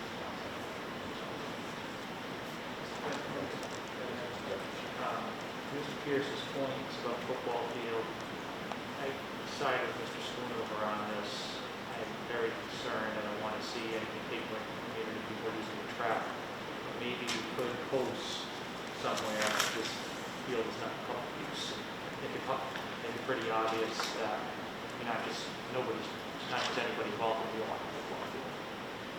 Then we can go from there and get the police coming by. To me, seems like a couple steps ahead. Maybe let's just get some signs up and see if that helps the situation. If it continues, we can maybe have a conversation on this at a later date. I don't know if the community members see on that. Yeah, and I haven't, I'm out there frequently, but we do have several signs, but I can't recall right now exactly what the signs say. So I'll grab some photos and I'll share those with you just so you can see. Just make them obvious. Big signs, whatever we gotta do. Okay. Moving on, test please stay. Thank you.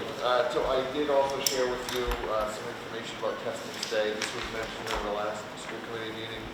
I contacted Desi and applied for both Somerset and Somerset Berkley to be approved for the Test and Stay program. There are a couple of different ways that districts can work with the state in order to provide testing of COVID testing of students. And in the first section here, I described the routine testing versus the more of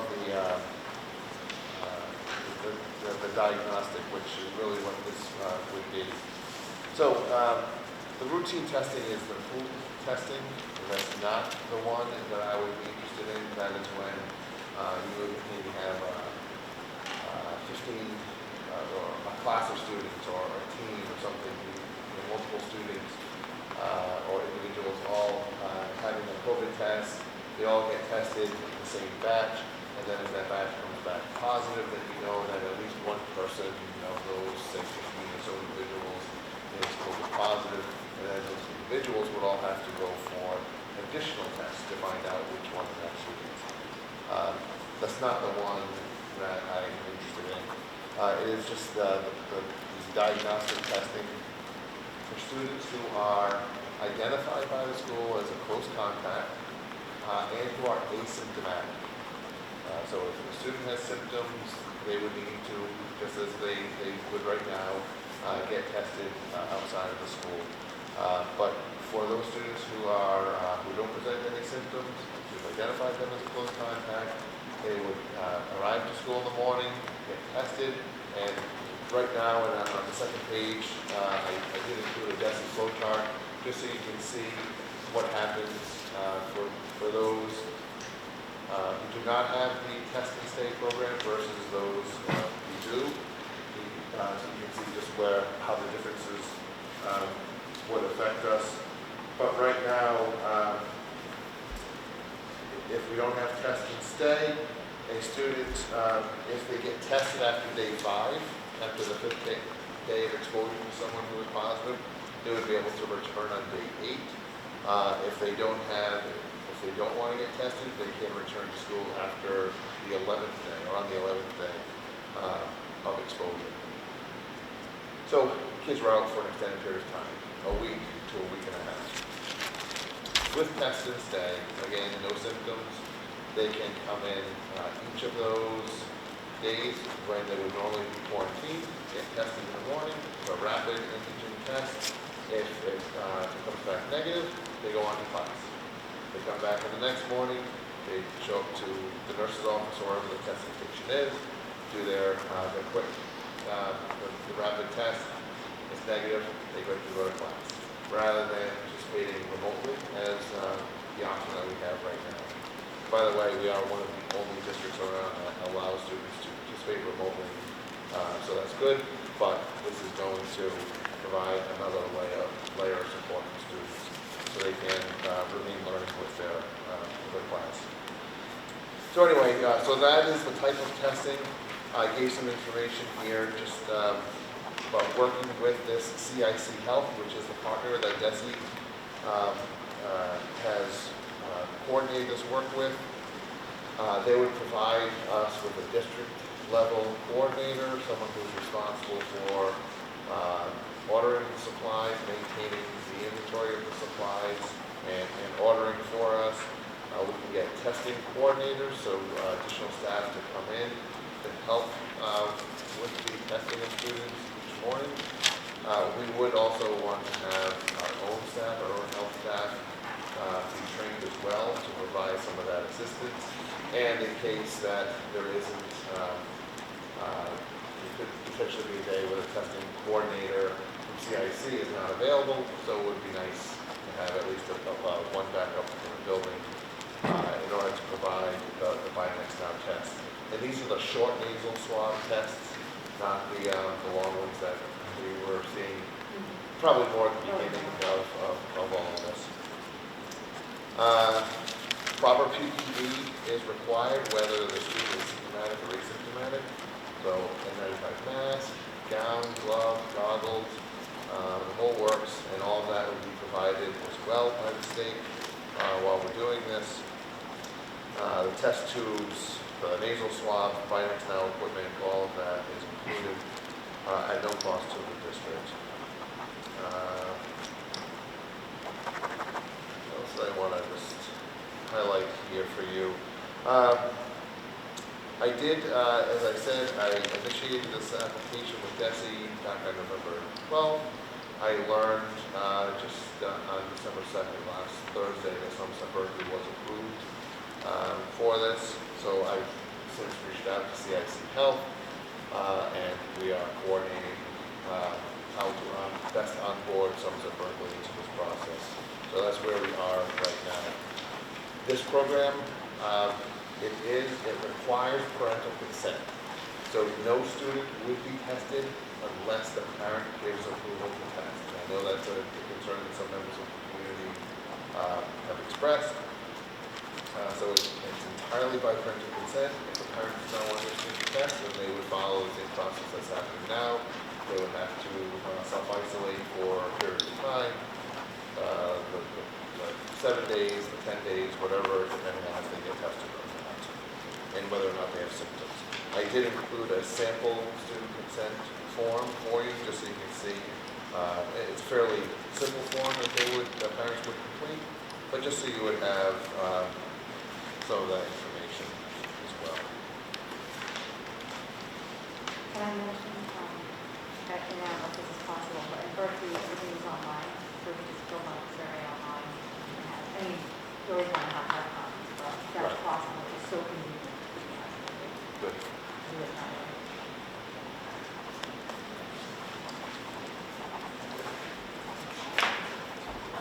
If the student was impossibly tested daily, did they have to wear to pass the yellow gloves?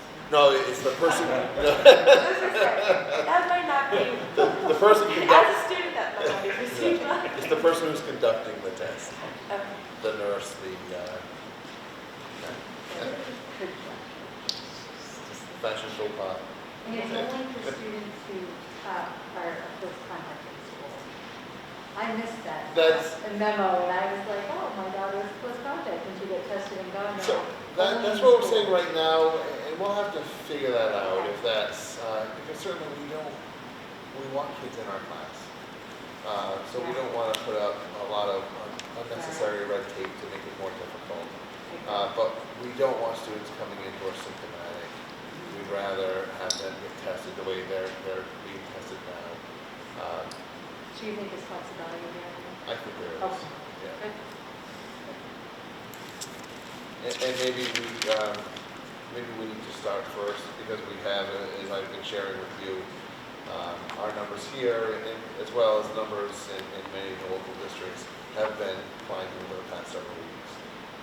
So we do have a number of close contacts right now. It could potentially, right now at the high school, we may have 25 to 30 students who are close contacts. That's a lot of testing that's taking place in the morning. Each test takes 15 minutes or so to get the results in. So to coordinate all of that, and then where all of these students waiting while the tests are being run. If we start, maybe we'll start with just school close contacts, then once we get established, we can expand it to some others. Can I give you a recommendation when you say where are you going to send the students after they're being tested? I would recommend you to follow what most corporations are doing. After they're tested, they go back to their car and you call them to come. Because obviously they're not going to be on the school bus, or they should not be on the school bus. They shouldn't be on the school bus. So I would recommend that. So obviously they're either driving themselves or they're here with their parents. And if they're tested positive, their parents may want to know ASAP as well, because now they're a close contact as well. And I'm sure when we sit down with the people of CIC Health, that's the type of stuff they're going to share with us, all the best practices that have been heard in the district, and we'll start applying those here and there. And what is your ETA date again? As soon as possible. I really don't know. We have to figure out with them how quickly they can provide the training, get the materials, and get up and running. Back in late August, early September, when this was new to the the districts who jumped on board right away, there was a real delay in getting those schools up and running, almost like a month or so. But at this point, I think that they're well established, and I'm hoping the process is going to be much smoother than it was for the other districts.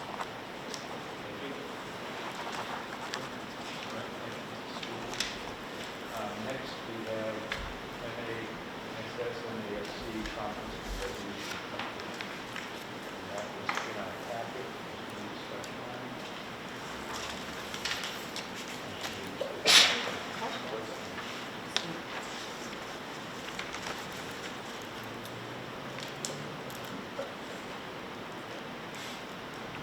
Who was our, Mr. Gordon? I was, everything passed. Mr. Shadas had a suggestion in the K through 8 level to amend, one to include pre-K, and that also even passed at the meeting. So there was, Mr. Defense Maker activated me, I think Mr. McDonald made a point. I'd like to see if it is some kind of record that I may have been the only person that ever got to be the alternate for 2 different school committees. If that is a record, I'd like to know. Did you enjoy it? I did enjoy it. The one thing I was disappointed, and I said it at the K through 8 meeting, was I was really hoping to meet some of the vendors, and that wasn't there. There was one person that sat at the table, and he wasn't there, and I don't stop and look at tables that the vendor didn't sit at, just as a whole principle from all the trade shows I've been to over the years. But that was the one thing, I did learn a lot. It was good to get to speak to some other committee members and see how things are done from different districts. One thing I was a little disappointed with was when we were voting, I didn't quite understand why there was so much discussion on some topics. One that there was a lot of discussion on was the electric school buses. And I couldn't quite gather because there was really no swaying votes. We were authorized to vote a certain way. And there was just like so much conversation back and forth that they were trying to sway a vote, and I was like, it didn't really matter, in my opinion, but I guess, it's a good chance to get an opinion on the subject as well. One of the things that I learned in one of the sessions that I went to is that the cost of electric buses is astronomical. They cost somewhere between $500,000 and $600,000 a piece. So while it's a great concept, and there is some benefit in terms of having simpler motors so that they're less expensive to maintain, and also that there's a savings on fuel. The initial capital cost is so high that I think it's going to be a while before there's any meaningful implementation of electric school buses. So we'll see. The technology will move faster than we anticipate. Should we tell Mr. Pierce right now that we've already placed an order for 15 of them? Mr. Pierce, so we have to know, I did move that question too. I moved that question as well at the conference. I know last night I was getting that reputation for moving all the questions at town meeting, so. Actually, I was there from Wednesday afternoon till close to noontime on Friday, and the conference, I was very pleased with the conference. I went to some sessions like on transportation, the one on maintenance, where I was introduced to the gentleman who's the executive director, and I think brought back some useful information there. But the thing that struck me the most were 3 women who spoke at the conference. The initial evening, the Commissioner of Education, Riley, spoke, and his discussion was focused entirely on COVID and how difficult it's been and the criticism that he's taken. And he was followed by the new Deputy Commissioner, who was an African-American woman, and she was absolutely extraordinary from my perspective. She was amazing, to the point where I went up after and asked her if she'd be interested in coming and speaking to the South Coast Chamber of Commerce Education Committee meeting. She told me she's already been to New Bedford Tech and Diamond, and she's trying to get to as many schools in the state as she possibly can. But she started off a theme that I saw as the conference progressed, and talking about the importance of students recognizing that you see them and you are concerned about them. And her expression was to let every student know that I see you. And it was really powerful. And the next night, they introduced the Teacher of the Year, who is an African-American middle school math teacher from Malden. And she was extraordinary from my perspective too. She talked about her experience and the difficulty she had as an African-American student in elementary school, but that there was a third grade teacher who saw her and inspired her, and she thinks of that teacher constantly throughout her career. She's not only her mentor, but just a person that she models herself after. And she told, in addition to that, she told a story of an experience in high school. She lived in the western part of the state, and there was a state prison close by. And her high school class went to the prison. It's kind of a field trip, introduction to what it was like. And she was the only African-American student in the class. And her teacher said to her as they were sitting there in the prison, well, maybe you'll find your prom date here. There was just an absolute silence in the room.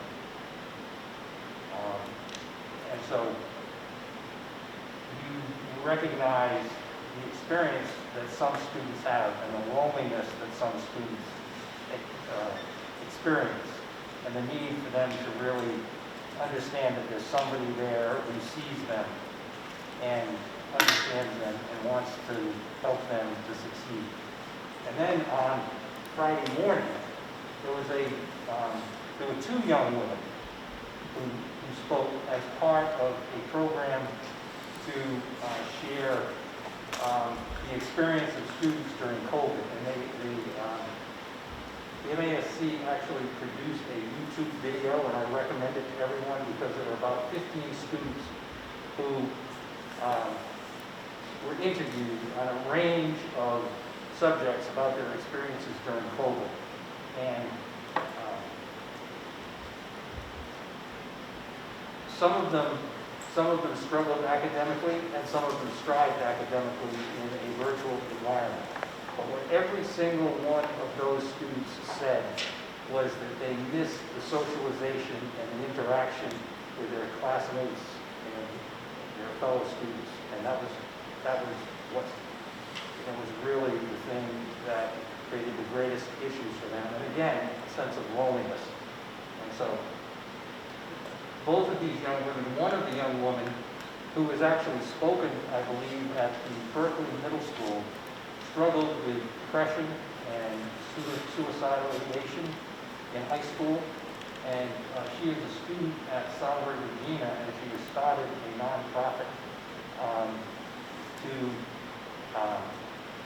aid students in dealing with depression and suicidal ideation. And she was an extremely impressive young woman, and I'd be interested in hearing what the principal at the middle school thought of her presentation and interaction, because I think she's someone that might very well we should consider having come to. I have it. I don't have it with me. Okay. Coming to the high school at some point. So I really felt that this year there were some great moments at the conference.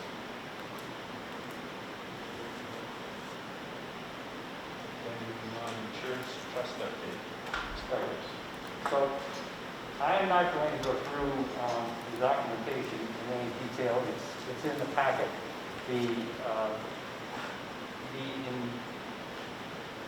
For those that may not be aware, we are part of a trust with the town of Somerset employees as well as the regional school district employees, and we are self-insured. Blue Cross of Massachusetts administers our plan, but we're in very good financial shape. Fortunately, we have minimal increases in health insurance premiums coming up for next year, which is going to help us budgetarily, but it also means that our claims are quite reasonable and within the projected realm. And that appears to be the case going forward into 2022 as well. The experience so far this year is within the anticipated levels.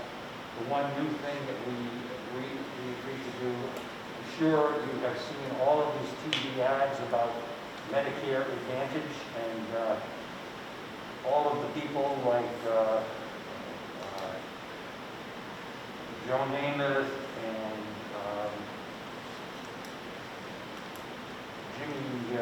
Jimmy J, what was his name, is on. I don't know. All of these commercials Jimmy J. about. Walker. Yes, Yes. and all of these people about Medicare Advantage, and they tell you how magnificent it is and how you're not going to have to pay anything for it. There are some benefits to the Medicare Advantage program, but what they don't talk about is all the co-payments that you have to make under a lot of these plans. We are introducing a new Blue Cross Medicare Advantage plan as of July 1st for our retirees. So they will have the option of selecting either the Medicare supplement plan or the Medicare Advantage plan. There will be a slight savings on the Medicare Advantage plan, but because the benefits are so good and the co-payments are exactly the same as the MedX plan, there won't be a substantial premium savings, but it will provide some additional benefits that aren't in the Medicare Advantage supplemental plan. So that's the new innovation that will be implemented as of July 1st for retirees. And the reason we decided to wait until July 1st is so that we have an opportunity to provide educational programs for retirees so they can make an informed decision. All I have to report on that. How many retirees are affected? Well, all retirees would have the option of like making the election for the second, as of July 1st. The numbers, I'm not sure of the numbers, but I believe overall we have more retirees between the town and the regional school district than we do have active employees.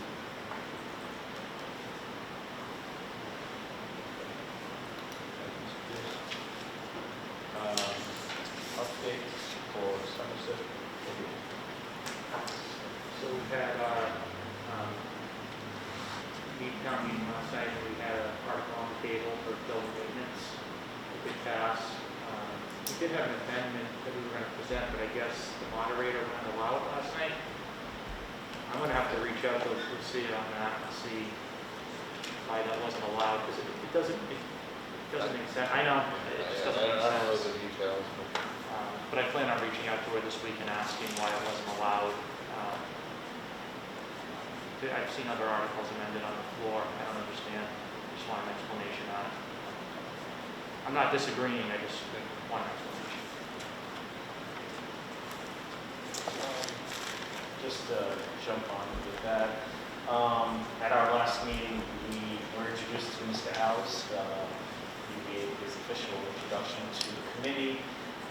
Also, this coming meeting, one topic that I think may be very difficult for some of the members, like myself, is with the approval of the Washington DC trip.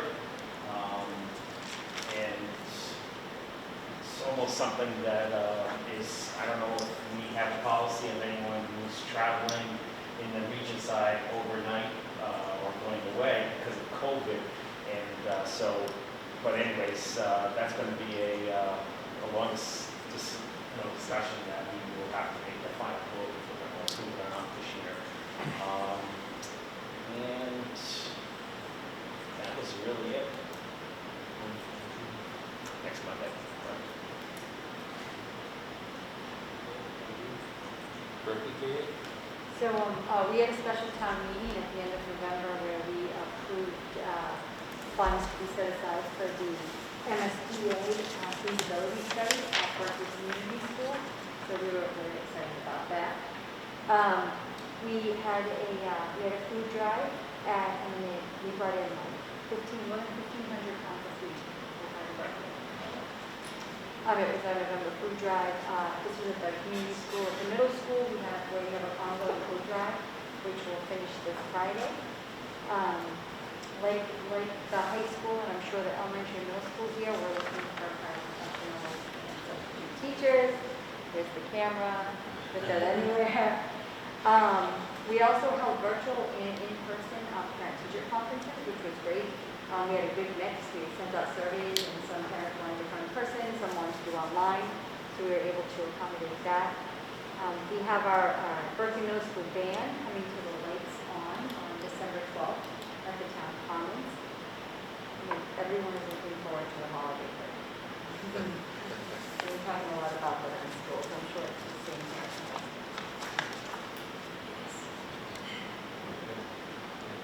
And the food that was for the food drive, does that go to It goes to open shelves food. is that That's a good question. I should know that. yeah. Thank you. Okay, good. Okay, are there any topics not anticipated by the chair for the hours meeting? I'm just going to mention, obviously, I'm not going to ask for a report, but obviously there was an incident last night, and I want to thank not all our officer Roberts, Mr. Schoonover, Dr. Bletchford, Chief Coster, all those, and so on to ensure that any type of threat was not allowed in the school. Some parents, actually two parents, reached out to me today asking for information. I said, listen, I know just as much as you do, and that's probably how it will remain.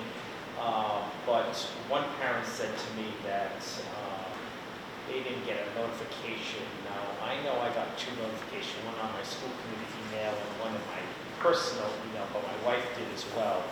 So I don't know if there's a way that we can reach out to parents again, that if they would like communication, because I know I got something from your one call, also from Dr. Grossfold as an update. So I don't know if they're not in that system, so whatever it may be, but they felt like some students wouldn't tell the parent, but my daughter didn't mention anything to me. I found out because of the email, and my wife found it with the email, so that would be the only thing that I would recommend. So. Yeah. With that, Dr. Brosford sent out the first message in the morning through One Call Now. One Call Now updates daily through our Aspen system. So whatever the emails are that we have in Aspen for families are the ones that we're sent to. So if someone was not getting that or the phone was not ringing, it's because the information in Aspen could be incorrect. So just if there is a family like that, you get a message say you are the parent of a Somerset Berkley student and you did not receive an email or a phone call, I will contact the school to find out exactly what the information is, or to go into their own parent portal to see what the information is listed as. And then the second, the follow-up email that Dr. Brosford sent out maybe around noon or so, she did directly through Aspen. But I was actually just going to mention it very quickly, very similar to what you were saying, Mr. Machado, just thanking the Somerset Police Department Officer Roberts was on top of this from the second. The report came in last night around 10:30. And he was, as he was investigating from one student or one family to the next, he was out all night long, actually interviewing people throughout, into the wee hours of the morning.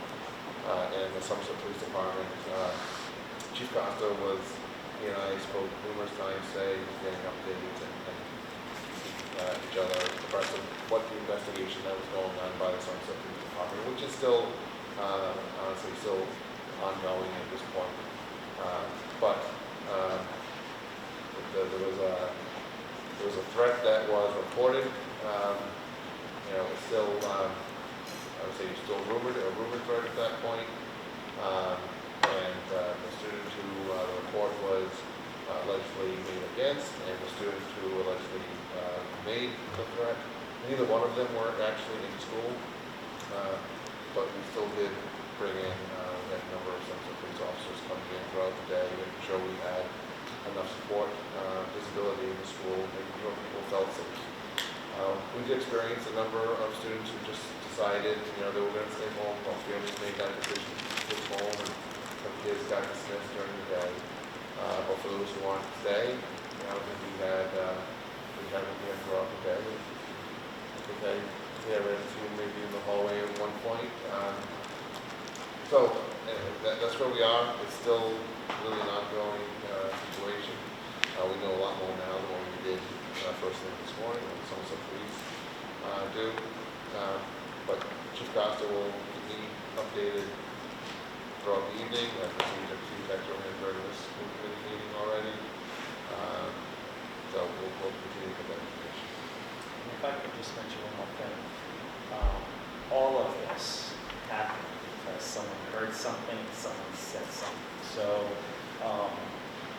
that is the key piece of this whole thing. Better safe than sorry.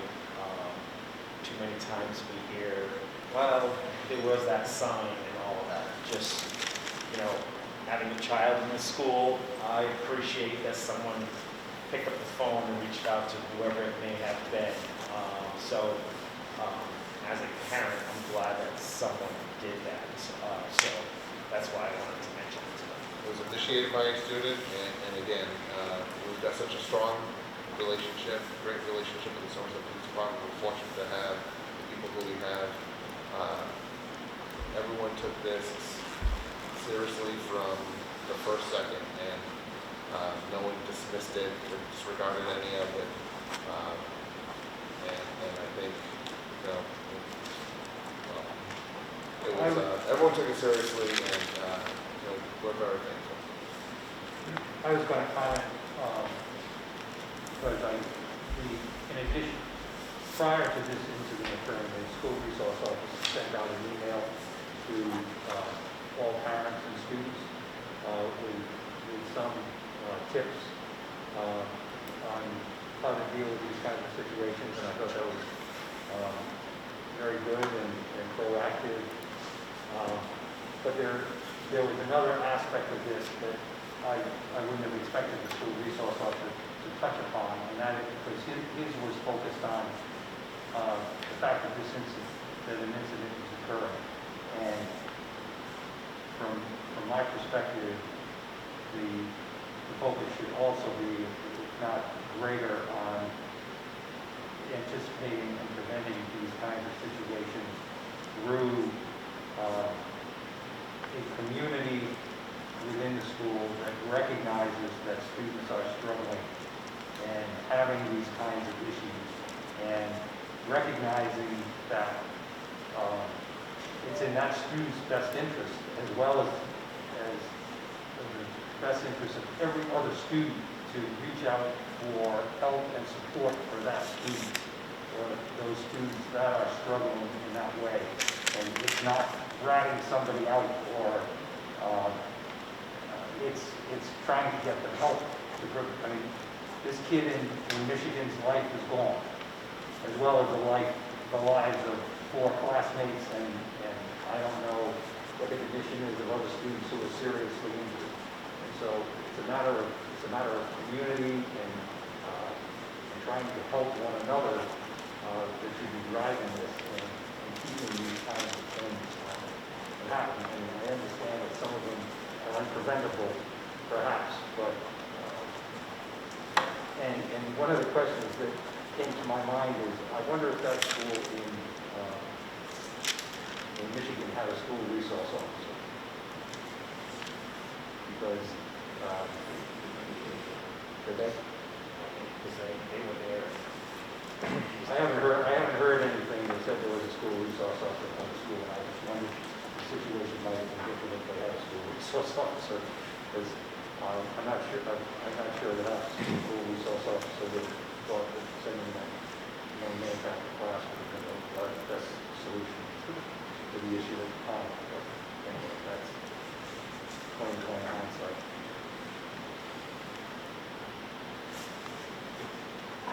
Just to address on the point about how we can kind of catch these things before they become a problem. For my civics project last year, I worked with Ann Nassif and Ryan Corcoran to develop a Signs of Suicide project that basically gets all the students in high school screened for signs of suicide and mental health awareness. And this is one of the incredible things that we can put in place so that we can catch these signs when we meet with somebody. That's one of the steps that I wanted to take last year, and that's going to be implemented soon in the school. And just on the threat of today, I've gotten a lot of questions from fellow students and parents, well not parents, but fellow students. I'm just wondering what's going to be the protocol for tomorrow. Is there certain police presence? Is there still going to be some sort of unexcused absences? I'm just wondering about that. Yeah, I don't know regarding the absences. I do know that the same situation will exist tomorrow as it did today. And the individuals, the alleged individuals in this are not going to be in the building. And from what from the information I've learned from the Somerset Police Department, I did not have any reservations about sending my own children into school today, and I don't have any reservations about sending them in tomorrow.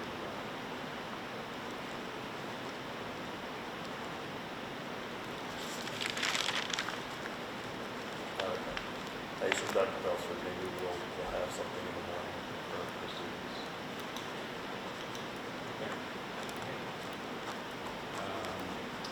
Action items for future meetings. There's a couple things I'd like to do. The workshop we've already talked about.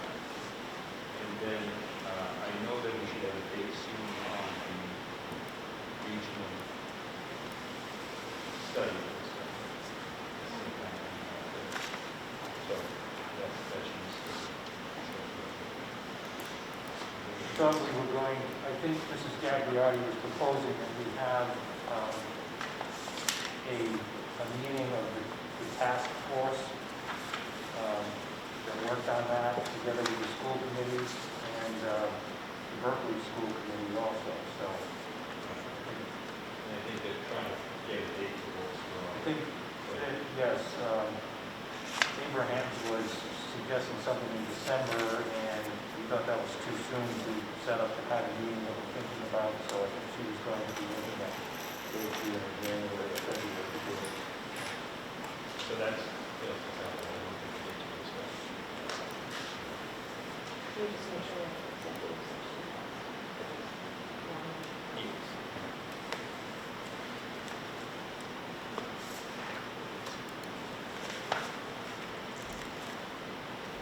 Anything else? If I may, this is not necessarily action items, but a couple of ways to start the next two school committee meetings as we had tonight with our unified basketball team. I am hoping, if it's if you're okay with it, Mr. Chair, that for the January meeting we have we bring in Mr. Talbot, who was recently received that Science Teacher of the Year for Bristol County, acknowledging him for that accomplishment, but also at the same time I'd like for him and some of his students to give an update about their their experiences with both Project Lead the Way and Information Pathways. So both he and Ashley, as Ms. Ashley was mentioning earlier tonight, just to make everyone aware of what those programs are, and maybe through the eyes of some students. And then whether it's the February meeting or a little bit later, I would love to have a couple of students come in just to talk about their experiences with the Capstone Project as well. Again, just bringing more of that awareness, not just to the committee, but to the community about some of these things that are happening in the school. I don't know if that's, I think it's a nice way to ground the meetings. We're all here about creating these opportunities for students, and if we start with some type of focus on these really good things that happen in the school, I just think it's a positive thing to do. But those are just a couple of ideas that I have for the next couple of weeks. I think it's great. I think it's great to have the students. That's what we're all here for, right? Make sure that happens. So it's great. There was also mention of the civics project. I wonder if somewhere along our journey, we might invite the civics group. Again, I'm not sure what the timeline looks like, but even if it were a mix of students from last year's class and maybe some of the students who are planning for this year, we have participated in a service learning SEL grant. And so that is some of the work that you all are doing in the civics course, and so it just was another idea we were brainstorming. I'm all for that. The senior class, if the senior class had come out to the special town meeting last night, they could be running the town. Would have only taken about 50. Mental note. Not yet, but I am. Okay. Moving on, we had. Could I just raise one other issue? I mentioned something for the team that was here earlier. I wonder if the superintendent could reach out to the coach and see if there's something. I'd be willing to do some fundraising if it was appropriate. The coach felt that it was appropriate for some memento of their undefeated season.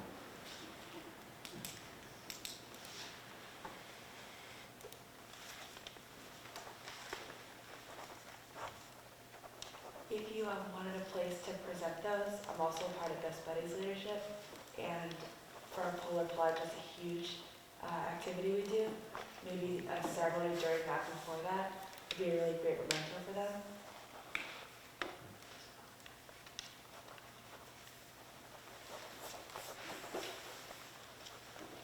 Okay. Anything else?